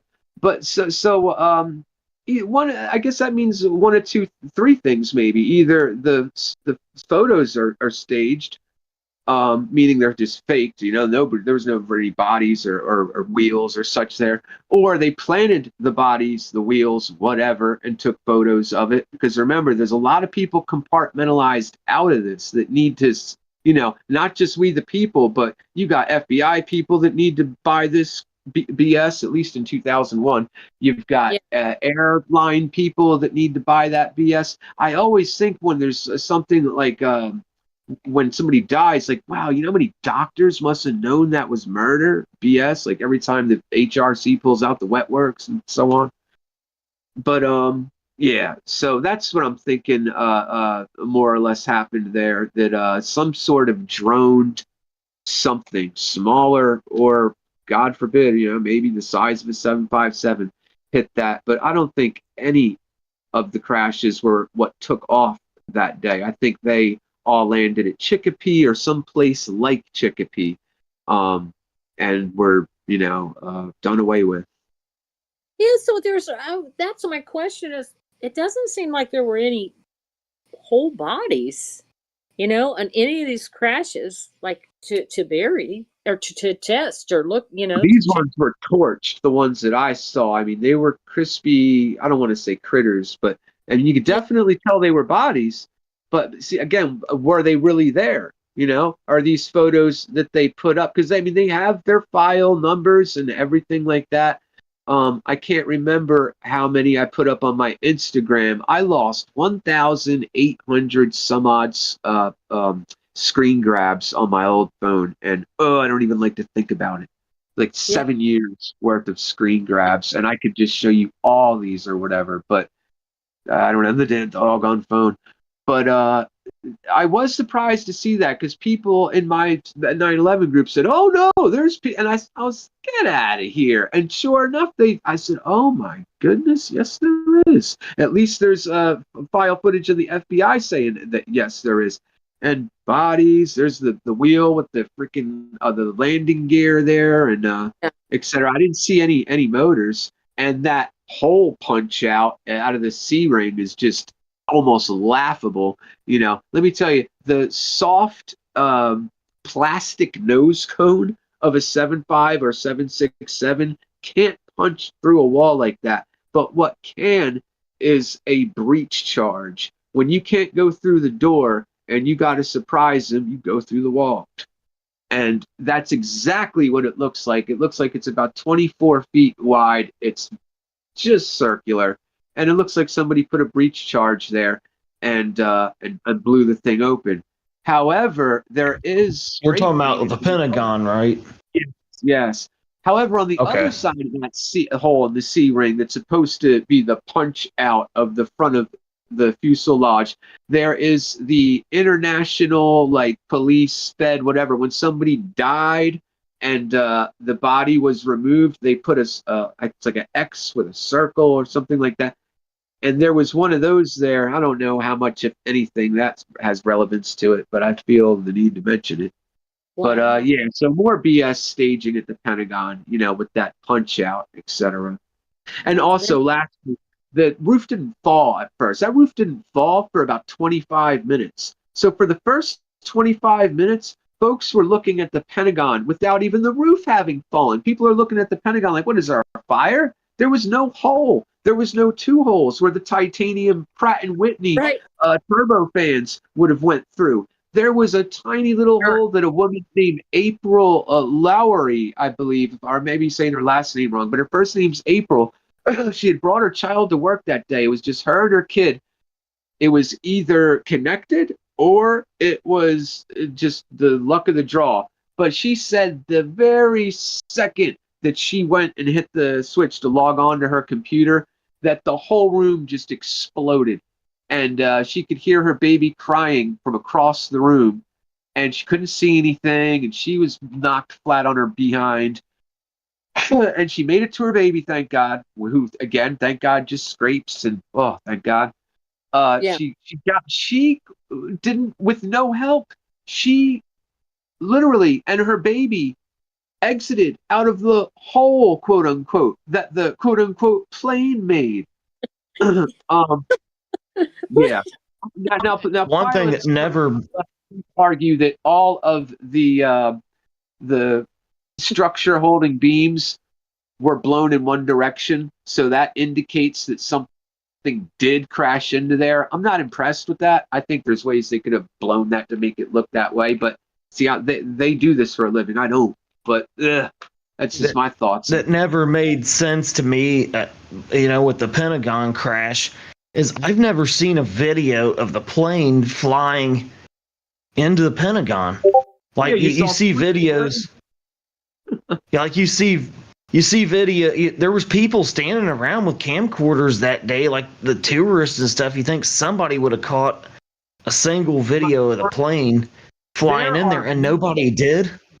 Check this out. There's a meme that has a picture of the Pentagon in 2001, and it says something to the nature of, and we see only three frames are shown to us, and in great, fluorescent yellow circling, there's 1, 2, 3, just in the photo there in that one flat section, 3 cameras right on top of the Pentagon. I mean, they're all on top of the Pentagon there. It only goes up like 4 stories or whatever. So where are they? I don't know if you knew this, but they confiscated 88 footages, or is it 68? Either 68 or 88. Either way, all they had to do was show us. They showed us 3. They gave us 3 videos of those 88 or however many there was. They took them from gas stations. They took them from hotels. They took them from anywhere they were pointing this way. The one just shows the Pentagon and then shows a bit of smoke rise. Okay, you can't really see anything there. The other one shows what they say is the sun being blotted out from Flight 77 coming in. They say, here's 77's shadow, as it were. So they gave us that, and some third one that I don't even remember what that was. So there's our, out of 88 that they took from all the other places, and who knows what, another 88 from the Pentagon that they just, keep on the DL because of national security. We can't have people knowing how many there are in the Pentagon. Well, there's at least that 3 on that one section of E-ring up top that was on Instagram in that meme saying, what about these cameras? Now, there's the boxes were blown up, right? So they could on the planes they couldn't find those, or because they're pretty much fire. Right? What those? From what I Nobody could. mean, they did find the one in the Pentagon, from what I had understood. Nobody. The other ones, I don't think were found, from what I understand, in New York City. But I could also be wrong about that. I'm not 100% sure about that. Remember ever hearing about them being found in New York City. I only remember about hearing about the one in Pennsylvania and then the Pentagon one, but the ones in New York City, I don't remember ever hearing about them being found. But they I don't think that I can recall. Did they say Yeah. it on them? They never did they? And No, I don't think they did. Yeah, not in New York. I don't think they did, and I could even be wrong about the one in D.C. But I'm pretty sure they say they found the box in D.C. Yeah, they say a lot of things. Well, I mean, with the pictures in the FBI vault, etc., with the little yellow tag with the number, etc. Because that means you can go places with that. That's their story, and they're sticking to it. So it's like, okay, very good. Now I have something to go on. That way, when I come back and debunk it, they can't say, "Well, what we really meant." Nah, that thing's got its own number, its there, it's done, it's been inserted. You know what I mean? So it's good when they do that, when they sign on to a something and they say, oh, yeah, our heels are in the cement and we stick to our story, because it makes it a lot easier to poke holes, or not poke holes, but expose holes that are already there. Now I watched the thing That's about. very important. Did you watch? Did you guys watch the thing about George Bush where they didn't know where to take him, and it was like all kinds of messy stuff going on there? And I was like, "Are you kidding me? Really?" Yeah, like he was on Air Force One and he didn't know what was going on, and they weren't telling him everything.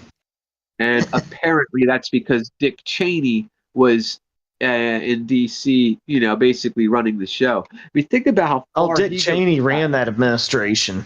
Exactly, and he was the Secretary, of Defense before that. Dick Cheney was the real president back then. Well, they didn't know what to do with George Bush. We had an emergency, and they were just flying him around. They were like, "Well, did we take him this?" Like a Game Boy or something, I mean, or an ice. You know what I mean?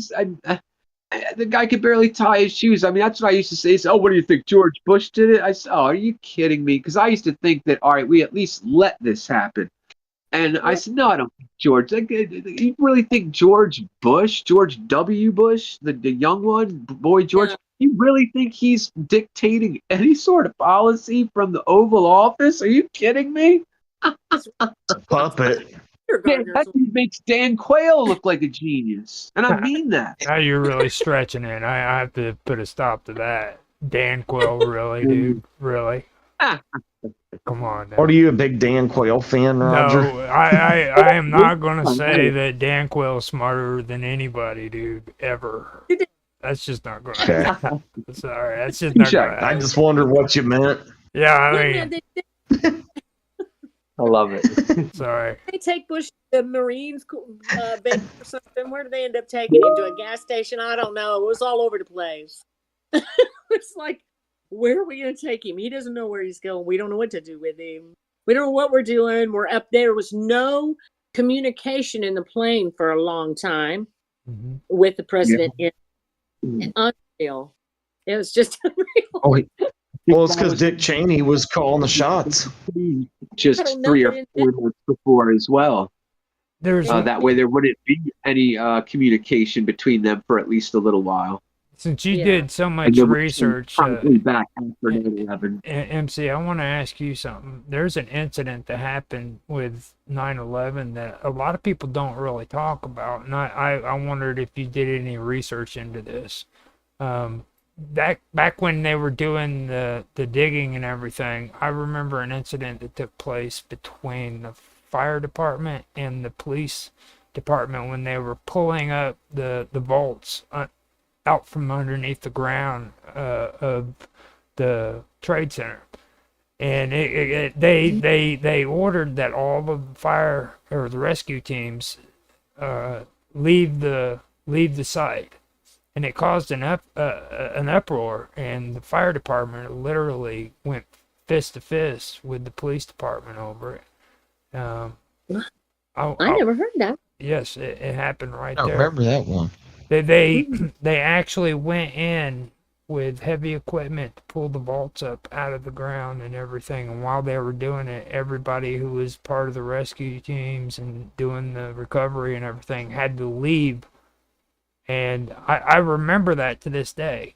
And for some reason, So that would have been feds, probably, right? Not city police, but federal officials, most likely, or no? well, I know that the police were on the scene as well. So, but Yeah, they always will be. but it was the fire department that they were the ones that well, if you look at a lot of the people who got actually injured and actually died in that, there was more rescue teams that were actually injured and died because of the rescue efforts, you know what I mean?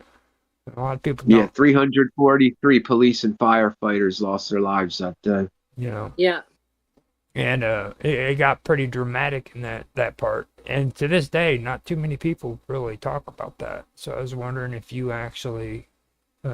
Yeah, I think you might have asked me. We might have talked about this before on somebody's show. But you're right. You're right. And again, I bring up Christopher Boland's name, who wrote a great book about 9/11. I think it's called 9/11: Solving the War. Anyhow, about 5 months in to because it was about 9 months that it took them to quote unquote clean up the pile. Right. Anyhow, Almost a year. about yeah, it was almost a year. Yeah, and it was on fire until the 1st of January, and I can tell you that with my own eyes.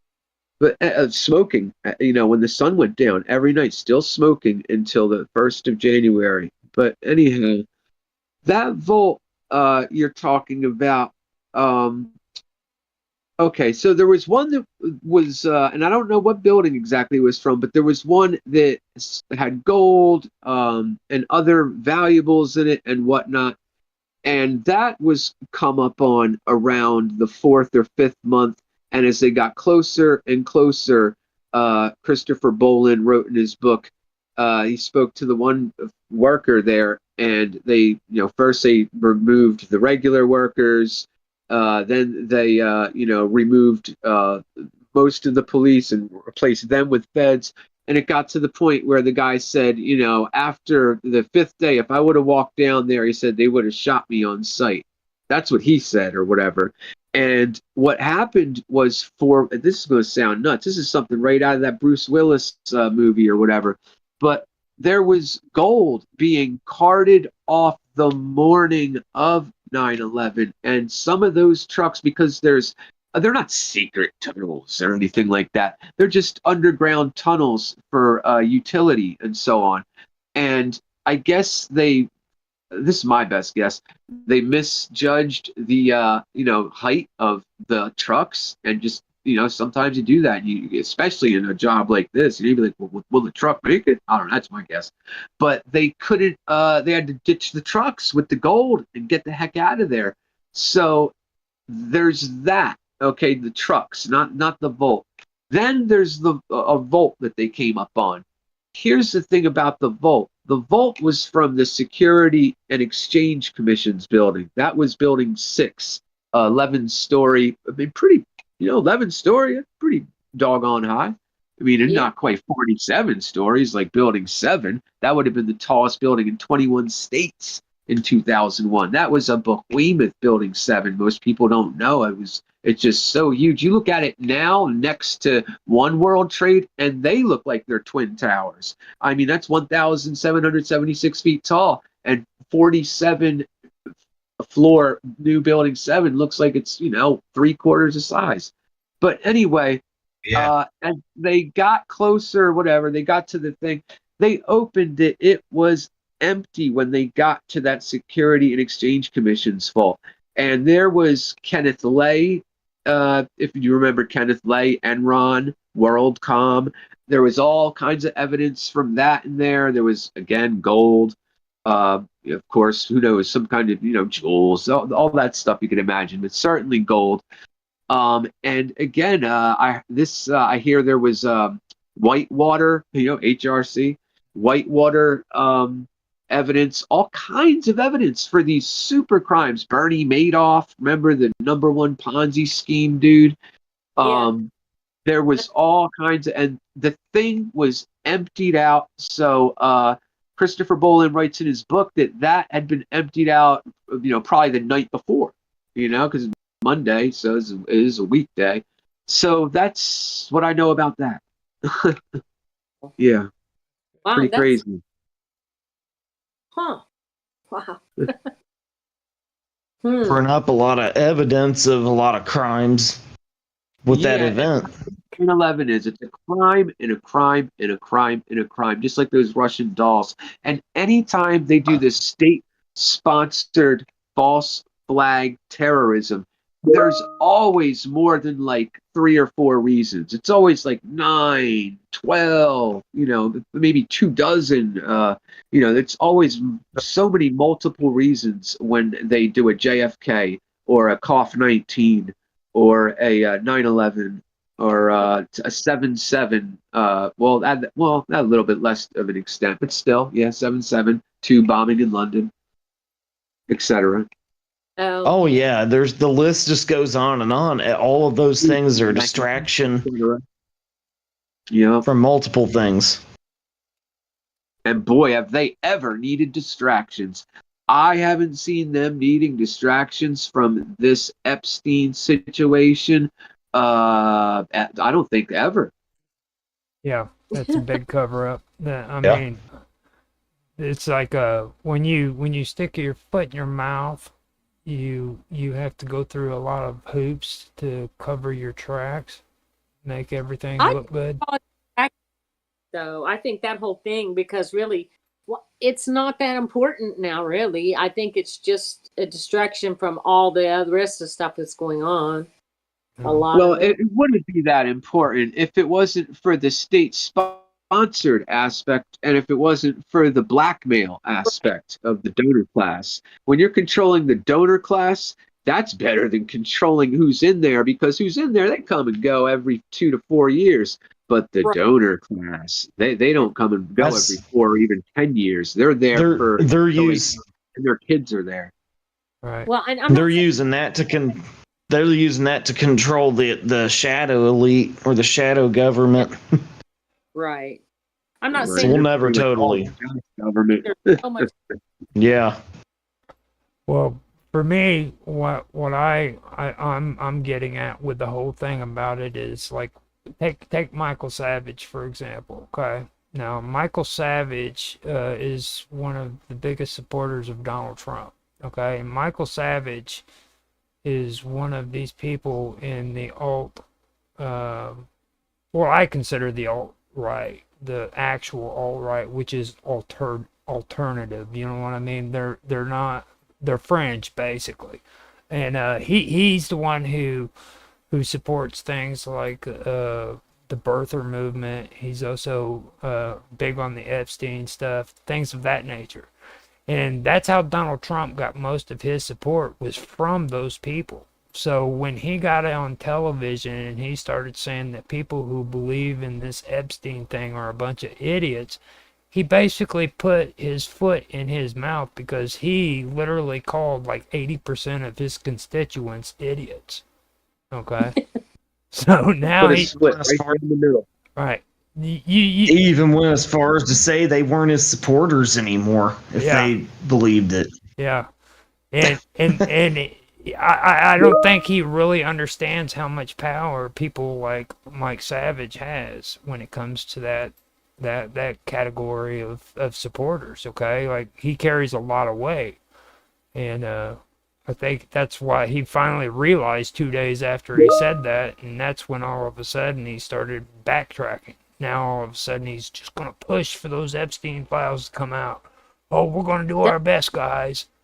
We love Well, you. actually, but it's still a distraction to something. It is. Everything's a distraction to something else. Well, Because Everything is. I think if you look at the way politics is right now, everything is a distraction. Like Right. what isn't a distraction? I have really We got distractions from distractions for from distractions. distractions. You know. Well, what was the lady that supposedly killed herself? Like, she was almost killed in a bus crash, which was a one vehicle crash, which is kind of odd. Almost killed, so it was like it was a hit that didn't work, and then she ends up supposedly committing suicide. That was The woman- Virginia Roberts, wasn't it? And I think She was Yeah. one of the Epstein victims. Didn't commit suicide. I don't. She paranormal. was ill. Let me tell you something interesting about that. When she was hit by that bus, you know what they wrote in the paper? They wrote that Virginia Giuffre hit by bus in the ER. Is told you're lucky, you've sustained some injuries, but you're going to be okay. However, we took your blood, and you happen to be very, very ill with whatever, I don't know what, Oh. and you're going to die in 4 days. What? This is what it's. I didn't- Yeah. I reported on this when I heard about that on my show, the D program on D Live. Okay. Yeah, they said you're going to die in 4. She didn't die in 4 days. But it was just so weird. So you're telling me that wow, I just wouldn't have known if I was going to die in 4 days had I not been hit by this bus today. And then she dies about 30 days later. But it was suicide, right? It's supposed to be suicide. Well, supposedly. Supposed to be. Oh, was it? I don't believe she was supposed to be suicide. Was it? Wasn't she ill? No, Well- she was. They said she Did committed somebody suicide. Google it? Yeah, they said that she had severe mental illnesses, and like she would Said- Did they say she took her own life? Was But that the narrative? they said she stepped in front of a bus. But Well, yeah, no, that was a whole different thing. That was 3 or 4 weeks before she died. No, I don't believe she killed herself. I believe they said she was really ill and she died, just not in the 4 days that they said she would die from this wow. illness. Yeah. Herself. She was supposed to- they said it was- Google Virginia Giuffre, just throw some words in there, 4 days to die, and see what comes up. I bet you Yeah. that article comes up. I was Trip. pretty sure they said it was suicide. Yeah, I'll in there. have to look that up. It I can wasn't. do it Yeah, for yeah. you. I wish somebody would Google it right now because I I'm can- so bad with the tech. I'll lose this screen, and I'm sharing our thing on D Live right there. But yeah, can it'd get be it. nice if somebody would quickly Google it so we could crowdsource the truth real quick. Yeah, I'm pretty sure. I'd Okay. be very, very surprised if it came up that she was committed suicide because I don't even think that's the official narrative. But I could Here it be is. wrong. Here's what it says. Her family announced her death in April 2025, stating that she died by suicide in Western Australia, where she'd been living. She was remembered by her family as a fierce warrior against sexual abuse whose death was due to the heavy toll of abuse she endured. Yeah, that's what I thought I read. All right, Yeah. very good. All right, so it's saying she committed suicide there. Well, Wow. And stuff is saying it's not true, and certain members of the family, but that's what it was determined. Right. And The official narrative. Of course That's it what was- we're trying to find out. Just like those FBI. Yeah, we've always They're sticking to it. That way we know where we can, We've- our research. we've always got an official. They've always got an official narrative. Yeah, You know. but he says that her family released a statement confirming her death by suicide, stating that the burden of the abuse she suffered just became unbearable. And but then there was some other people in her family. I know I read that they didn't buy it. They didn't buy it at Wow. all. Yeah. I think she told some other people in her family she wasn't suicidal in the event that Yeah, that's what I something heard. happened to her. She actually That's wrote right. a letter, didn't she? Yeah. I don't- Yeah. My memory. Indeed. Yeah. Us? Yeah, she I said she was not suicidal because she was afraid something was going to happen to her. Yep. Right. That was like McAfee who got the tattoo S whacked. He put the $ and then whacked right on his arm to let people know, yo, if you find me, dead, I didn't kill myself. And sure enough, you find him in a Spanish prison cell dead. Who was that? Yeah. Who'd you John say that was? McAfee.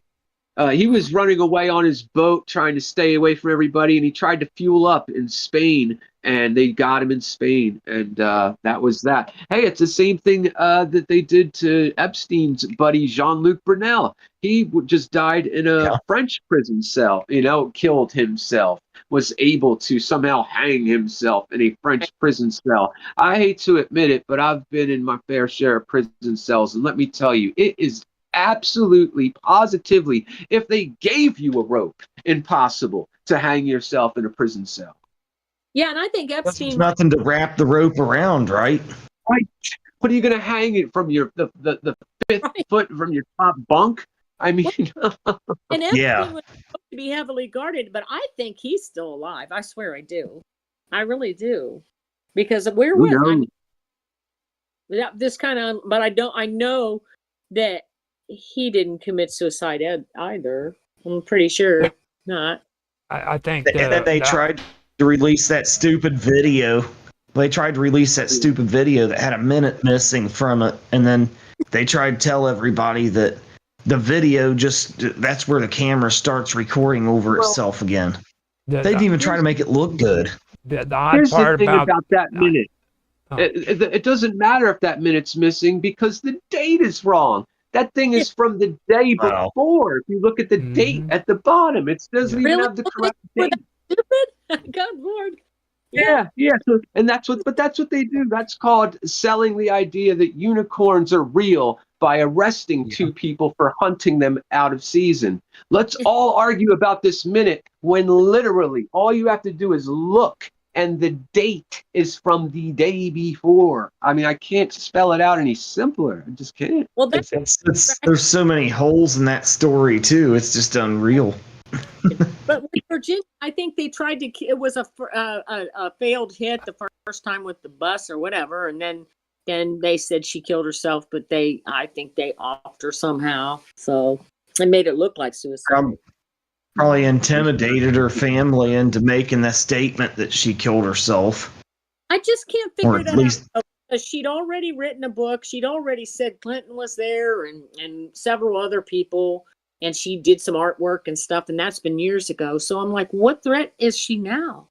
Well, they got Ghislaine Maxwell on standby to go out for work release, if you've heard about that. Not only the fact that they moved her from a really rough prison in Florida to a super cush club fed type place where she can take yoga. There's animal therapy. She can play with the dogs. I'm being dead serious. This Really? is in Texas. Now, just quickly, she doesn't. This is how you know this came from the very top. Because, one, she has a 10-year sentence. That means she doesn't qualify for that placement. Two, she's a sex offender. That means she doesn't qualify for that placement. Yet she's there and about to go out on work release. So, Virginia Giuffre, quite frankly, just being alive wasn't good for business. Well, I guess. it goes back to what you guys were talking about with Epstein's suicide. Let's look at her dad and the mysterious death with him. He ends up mysteriously falling over the side of his yacht, and guess who was the one who flew all those girls to Epstein Island? It was his daughter. You know, and like if you do research on Epstein, you'll find out that he was really into this scientific research that goes on into universities and stuff, and it had a lot to do with trying to make people submissive, and he was real heavily involved in all that stuff. As a matter of fact, this guy was a professor at ASU, and when you guys were talking about that girl committing suicide supposedly, all of this is related to Australia, right? Well, he went down to Australia and he ended up losing his entire career because he groped a woman's boobs, man, while he was freaking down there. And he got up on the stage and he's like, man, I'm a better man because I met Epstein. I'm a better man. You know what I mean? Just sitting there preaching it. And then guess what happens? Nothing happens to him. He gets off scot-free. You know, Epstein commits suicide in his jail cell and he gropes a woman 5 years later and loses everything he ever had. You know what I mean? So that's Money, yeah. money talk. It's Eh, like Hollywood. That stuff's scarier than the paranormal with the real people like that. But I mean, everybody they don't want to hear that. They don't want to hear the fact that a lot of this crazy research has been going on. Maxwell, her dad was actually real deep into MI6 and the CIA and the He was Mossad. one of the most famous Mossad agents they had. Yeah. Really? Yes. It was a huge. Yeah, they gave him a funeral like they would have given John Gotti, even though they probably most likely killed their own man. They still Yeah. loved him. Yeah. I believe he owned the National Enquirer too. I'm not quite sure, but I think wasn't it the National Enquirer he owned? I'm not sure. I'm not sure. He was a big news media magnate back when he was there, but he ended up getting in trouble because he was he was stealing money from his investors to keep his businesses afloat and everything. He got busted for it. Yeah, a little bit of Ponzi scheming going on. So he was a mover and I've heard shaker. about that. Well, So I mean, but the government was getting that license to fly choppers, that way they could go from Little St. James to Big St. James or St. Thomas Island, 'cause so that's where they actually landed the main island. So for me, the distraction is actually the opposite. You know what I mean? There's a lot involved with Epstein. It's just they don't want to look at it because if they do that, a lot of people are going to get busted. You know? You're darn right, from both sides too, Yeah. Democrat and Republican. Oh. They both don't want. Yeah. So Oh no, they're This goes back to like Hollywood. There's all the people saying Oh, that yeah. that's all exactly. crooked stuff. Look at Diddy. Who knows? He'll probably walk. I bet you Trump He already pardons did, him. basically, didn't he? He Yeah, they slapped him on the wrist. flattened on He's 20 coming years. up September 5th, I think, for the sentencing. Mhm. he got he's coming up for sentencing in October for the charges he was found guilty on, like October 3rd, I believe.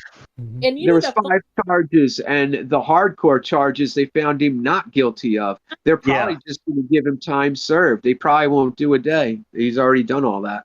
well, I can't believe that you do all Yeah, the probably. coming in and doing all these stuff and raiding all his homes, and they don't have nothing on him. This is ridiculous. Yeah. It's BS. It's BS. Another thing is like with Jay-Z, Jay-Z is involved, but it's like Jay-Z owns everything. So if you go in and look him up on the AI, it says that he's doing great. But if you do a little more digging, he's got all kinds of business problems and all kinds of problems with money. But I know he's a big-time Freemason. I know that much about Jay-Z. He's very much into Freemasonry, Jay-Z. I mean, he's got no... Oh yeah, he's in deep. Yeah, he's like proud of it. He's like 33rd degree. Probably. Or damn near. Well, how's he 32nd or 33rd, I would guess. Yep. How's he being so Teflon? He was at these parties. He was with him. They were friends, and he acts like all of a sudden they're not friends. Come on, we all know better. Well, look at when you mention Hollywood though. Remember when we had that conversation about Ellen DeGeneres? Remember her ex ended up going crazy, driving down the road and slamming into everything left and right. She ended up dying from it. Wait a minute. Was that Michael Hastings? No, that was that blonde-headed chick. She was a lesbian, remember? Oh, I was going to say, because I'm Ellen thinking maybe this DeGeneres. is when she was with guys or something. All right, No. never mind. The guy that was on her show, he died too. He was real sweet guy. Twitch. Well, not Twitch. Twitch did too. That's weird. There's Twitch died, but then there was Leslie. I forget his name. He was a little guy that played the elf on her show. He died in a one-car accident, just like her. God. Yeah, I can't do that either. That's sad. Whenever you start talking about dead elves, I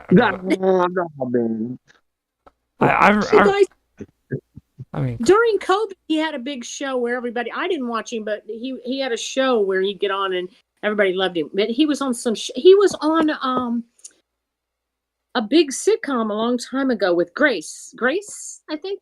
Yeah. He was a little guy. But he died in a one car accident after her girlfriend, the same weird kind of thing. He said he had a heart attack, crashed into a building. Same stuff, same motive. Like Maxwell falls off the yacht mysteriously. Epstein gets hung in a jail cell. It's always coincidental. What?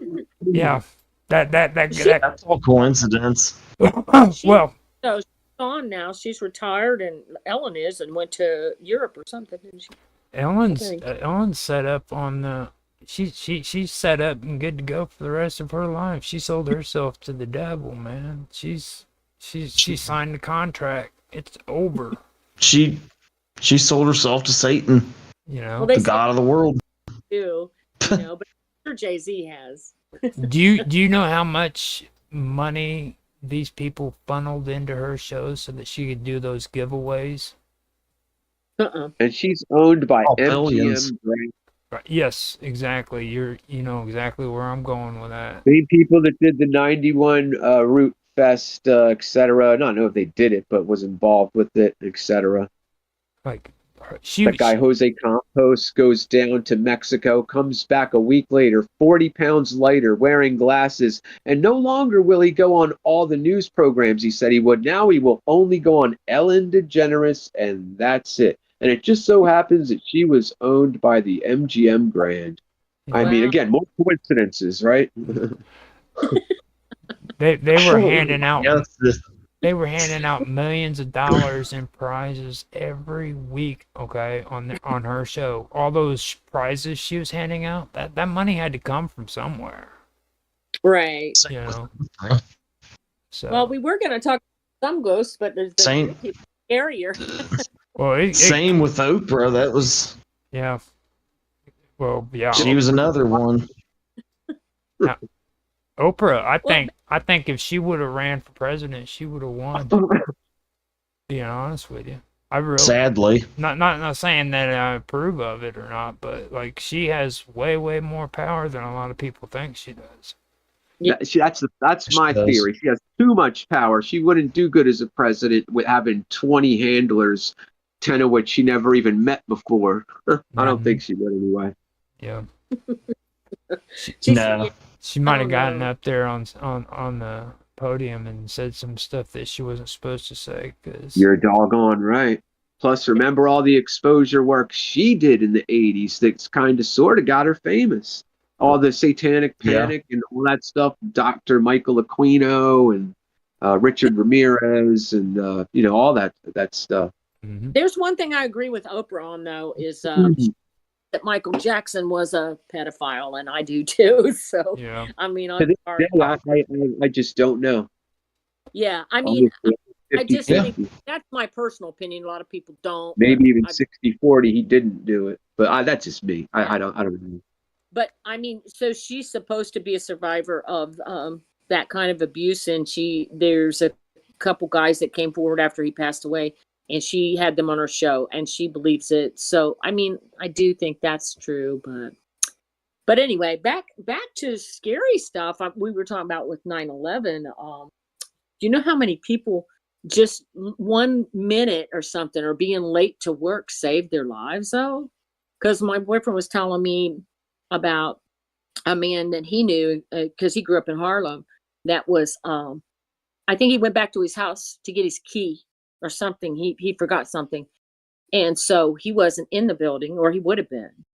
There's all those stories like you'll hear about like that, or if somebody's one man was going to call in sick. It was his very last day to work there, and his wife said, he said, I'm going to go in anyway. And she's like, no, you only have one more day. Just call in sick. And he didn't. And he passed away. He died. So it's just weird how one little decision you make can change everything. You know? 100% trajectory. What? What'd you say, Elsa? Changes the whole trajectory of Just your one- life and shit tons of other lives. And don't you wonder, like, some morning when you're like, we're trying to get to work and you're pissed off and because you had to run back in and get a key or your dog did something, you had to boom back in there. if it didn't make it so that you didn't have a tragedy or something bad didn't happen, you know?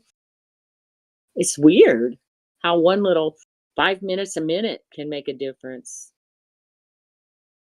So that was what some of the stories are really freaky like that. What was that? What was that one Angel and the Rebel story? How'd that story go? Is that the last? Was that the story of the last survivor they recovered that was alive from the Rebel of the Twin Towers? I sent that to you, but I don't know if I read the whole thing. Did you read it? I think they found. I read it. It was. I read it. It was good, but She lived for 24 hours. She was the only survivor they found in the rubble, but I don't know all the details. Okay. Well, have you heard about the story of Stairwell B? There was 13 people. I'm pretty sure it was 13 people who were huddled under what ended up being part of quote unquote Stairwell B. And I don't know if this was in the North or the South Tower, but they were under there. They, a couple of them were badly injured. A couple of them not so much. The ones that weren't so injured made as much noise as they possibly could. And wouldn't you know, the light started showing through. And it was people, digging, looking for, and they said, we're here. So they got the hole large enough to where they could pull the ones that weren't that injured out. Then the ones that had broken bones and such, they got them out afterwards. But they wrote a whole book about it, I'm pretty sure. It's called Stairwell B. I think it was on History Channel. Yeah, I remember hearing about that. And the stairwell saved him from being crushed. Yeah. So they were just like in a pocket. They shoot. Yeah. Yeah. I was looking at the one that I sent Austin about the angel. She was the only woman they found in the rubble alive. She'd been there 24 hours, and they said, she had to have an angel or something with her because there's no way she should have lived in, where she was at. But yeah, there's a lot of stories there. And there's also, they say they keep seeing a woman that's like a nurse or something at the site. It's a ghost. But she seems to be like an old nurse, is what somebody was saying. They thought she was like, because when they were doing like, fresh kill and doing and cleaning up stuff, they had like volunteers bringing them sandwiches and things like that. So this one guy said, I thought she was like one of the ladies that was doing that. But he said, then I realized she was just like dressed in an old nurse outfit. And he said she disappeared. So that what you mentioned in Fresh Kills again, that just reminded me of another thing they did. They took a bunch of the steel from the Twin Towers and stuff, and I think the Navy built a destroyer or something from it. Remember that? There was like a destroyer. There was a ship that they built from the steel they took from some of that rubble. And it was, I think the ship was reported to have been haunted by some of the ghosts of the 9/11 victims. Wow. Why would you do something like that? It's people weren't thinking really all that straight during that time period, though. You got to remember that. Like they weren't. There was a lot of patriotism. There was a lot of anger. There was a lot of this. There was a lot of that. People. I mean, I remember like it was just so insane. The only thing I remember that was actually the most rational thing I heard during that time period was when this one guy in Kansas City got on the radio and he said, the truth of the matter is freaking if when it comes to 9/11, the war is already won. The moment that happened, the world had changed. And from that day on until now, this world has never been the same whatsoever. Absolutely. It has changed 100%. It hasn't been. It's different than any other event that's ever happened, even JFK. I was comparing that with somebody, that JFK was more of a United States affecting thing, and even still not as much as 9/11. Mm-hmm. But 3 days of having all airplanes grounded and 4 days of having the markets closed, and then another 2 days, Saturday and Sunday. Come that Monday, that was it. Less than a week, a working week even. And the entire world, not the United States, but the entire world was different to the 5X as the United States was post JFK, Yeah. and or anything since then.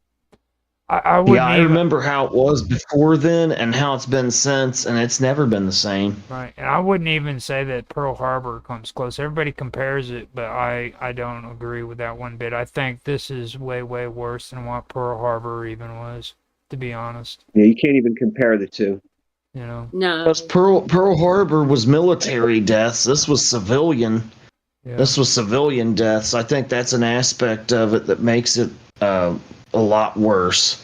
One of the biggest aspects I always think of that makes it worse is at least with Pearl Harbor, there was an enemy to be enticed.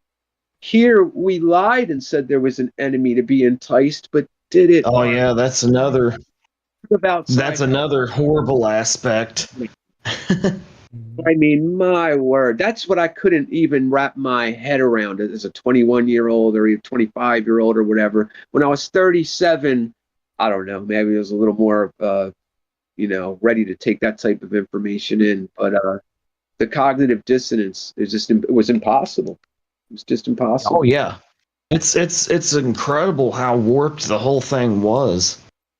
I mean, and I think collectively, we're still in shock from it. But I know why. we bounced back from that a lot better than we did it from COVID. It seems like COVID's put some kind of, it's just done something to people. I don't know. Like, Left a cloud hanging over everything. I don't Sure, know. a lot of businesses. And then you go back Yeah, on. that's an aspect of it. Things haven't snapped back to normal afterwards, even though it seems like they haven't really. They really haven't. I don't feel like, in a lot of No. people, they say their sense of time is different. I don't know what it is. Time is going by quicker since then. That's one thing I've been hearing from a lot of people all over the internet is that time has really sped up since 2020. I heard something to the effect of we lost like a minute from the hour, which adds up to like we lost like 160 hours per year or something. Oh no. I don't know, that's an aspect of it. I've just I've blamed it heard, on but- old age. The more it speeds up. Yeah, that's what Yeah. that's what I thought. I thought It is. I'm 52 years old. You know, like for a 20-year-old, their 1 year, 2 years go by real nice and slow. For me, it's just a blink of an eye. Yeah. You know, so I mean that's what I always. Oh thought yeah, about. for me. I found this angel in the rubble. Here she is. What's her name? Janelle Guzman McMillan. Guzman. Guzman. He was trapped for 20 in the 9/11 rubble. The last person rescued from 9/11 World Trade Center. But while trapped, she said a rescuer named Paul reached for her, and she believes he was a guardian angel. She heard a voice, felt a hand reach for her, and Paul told her to hang on, inspiring her to hope for a miracle. After her rescue, she never found out who Paul was. It wasn't any of the rescue workers. She documented her harrowing experience and miraculous salvation in the book Angel in the Rubble. Yeah, so that's one of the ones. Look up that. Try to look up that battleship that I heard about them building, and see if you find anything on that. It could be like a Mandela effect thing with me. What is it? The battleship? The Try to look up A destroyer, battleship or something. Yeah, I think it was a destroyer. Try to look up Navy ship built from. Yeah, there we go. Twin- Navy ship built with WTC steel. really? Yeah. Oh, did you actually find something on it? Really? Oh. Did he? I haven't found it yet. I was just wondering. Tantalizing. I was wondering if you Googled it. Yeah. Okay. Oh wait. Oh my goodness. 3 U.S. Navy warships were constructed using steel salvaged from the wreckage of September 11th terrorist Wow. attack. I thought only one was built. Well, these are amphibious transport dock ships, not battleships, and they are named to honor the victims of the attack. U.S. New York is named for the victims of the attack on the World Trade Center. Let me see. USS Arlington is named for the victims who died in the Pentagon, of course, in Arlington County, Virginia. USS Somerset is named for the the passengers of the United States Flight 93. And, there's their US New York 21. What's that one? I thought they said, did they say 4? Yeah. So there was another one too. Like maybe they built like a ship for each plane that crashed, and they named them after each of the locations. U.S. That's a good guess. New York too was one. So, ew, I don't know. I didn't know. That's still crazy that they. That's still That's unsettling. still crazy they did that. One was bad Yeah. enough. Now they have 3 or 4 of them they did it with. So Yeah, and then if you consider the government did it. yeah. Okay. Okay, so guys, Let's see. I've got Sorry, MC Dirty Work. It's even worse than I thought. I've It got always is. I've got to ask you guys if we can cut this short, because here in about another 15 minutes I have to simulcast another show. So Oh, that's okay. Yeah. okay. Yeah, I think we covered everything. Yeah. Right. This has actually some. been an amazing show. I mean, Yeah. It Oh. really has. I'm This has been one of the best we've ever done. I Yeah, sat here quiet because you guys are just champions tonight. Hey, but I can't see on one of these ships, but I guess, ew. Well, they're not really. They're transport dock ships. What do they do? You're not really. It's not like you're on a Carnival cruise. They probably transport like cargo and marines and stuff for amphibious landings and stuff like that. Is what I would assume. Now that's better than a Okay. Yeah, battleship. Being transport. That or garbage. Yeah. I don't know. Yeah. I don't think that's a good idea, because it has I don't know. Objects No, I don't. energy in them. And I read something about one of those ships supposedly being haunted by the ghosts of 9/11 victims. I'm gonna have to see if I can dig that up again.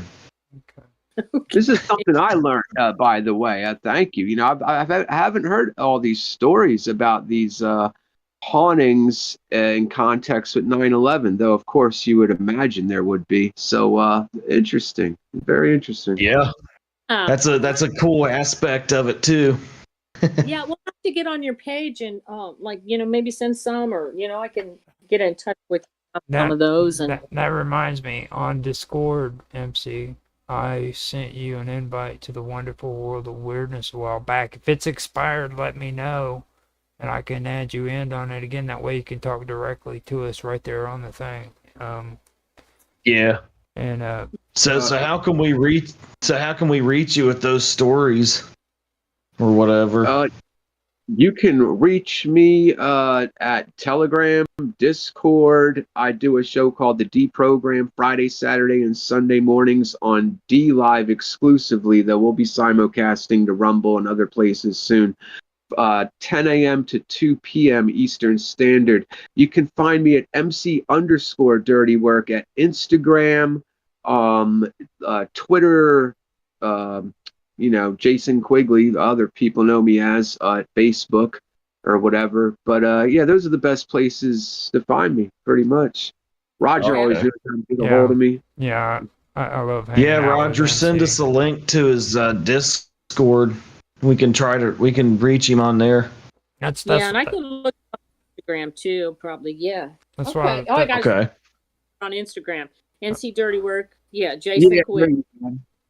Okay. I don't check the Okay. Discord to get better with it. I got to check it more and also just kind of learn it better. I do better with the Telegram, but I'm learning Discord. With, Okay. with Discord, just remember this: don't overcomplicate it. Just push buttons. That's it, and you'll get better at it if you just push buttons. Yeah. Don't try to overthink it. I just Yeah, followed- yeah, MC Dirty Work. You'll have to come on to our show again here in the future. Yeah, definitely. And I'll have to start having you guys on the D program, and that goes Yeah. for the folks on Vixen's Vault and whoever. Yeah. I just followed- When's the D program on again? Mornings, Friday, Saturday, and Sunday from 10 a.m. to 2 p.m. Eastern. And we usually go later than Okay. 2 p.m., but always from 10 a.m. to 2 p.m. Friday, Saturday, and Sunday mornings, EST. Okay, I'll try. That's my time, so I'll try to get on to one of those as soon as I can. Cool. Yeah, Yep, this has it's, been great. MC_dirtywork@DLive. I got you on Okay. Instagram. I can share that with Austin. At least the Instagram. Yeah, I already got you on there. I followed you. So, okay. All righty. All right. I guess we'll wrap it up tonight. This has been great. Thank you for all the information you've given us, because we didn't. I mean, it's really been enlightening to learn about some of this stuff. So, We both learned a lot from each other. thank you. Thank you so much. You're welcome. Okay. Yeah, and it's good doing another show with you again, Roger, too. Hey, this is great being here. I'm glad that I was able to be Yeah. the cameraman. And Yeah, Roger, thanks for brokering the thing. Hey, Yeah. hey, and Yeah. next time I will try to keep my Here's mouth the- shut. Huh? Next time I will try to keep my mouth shut, because every time I talk to you, I get you in trouble, and I'm sorry. Okay.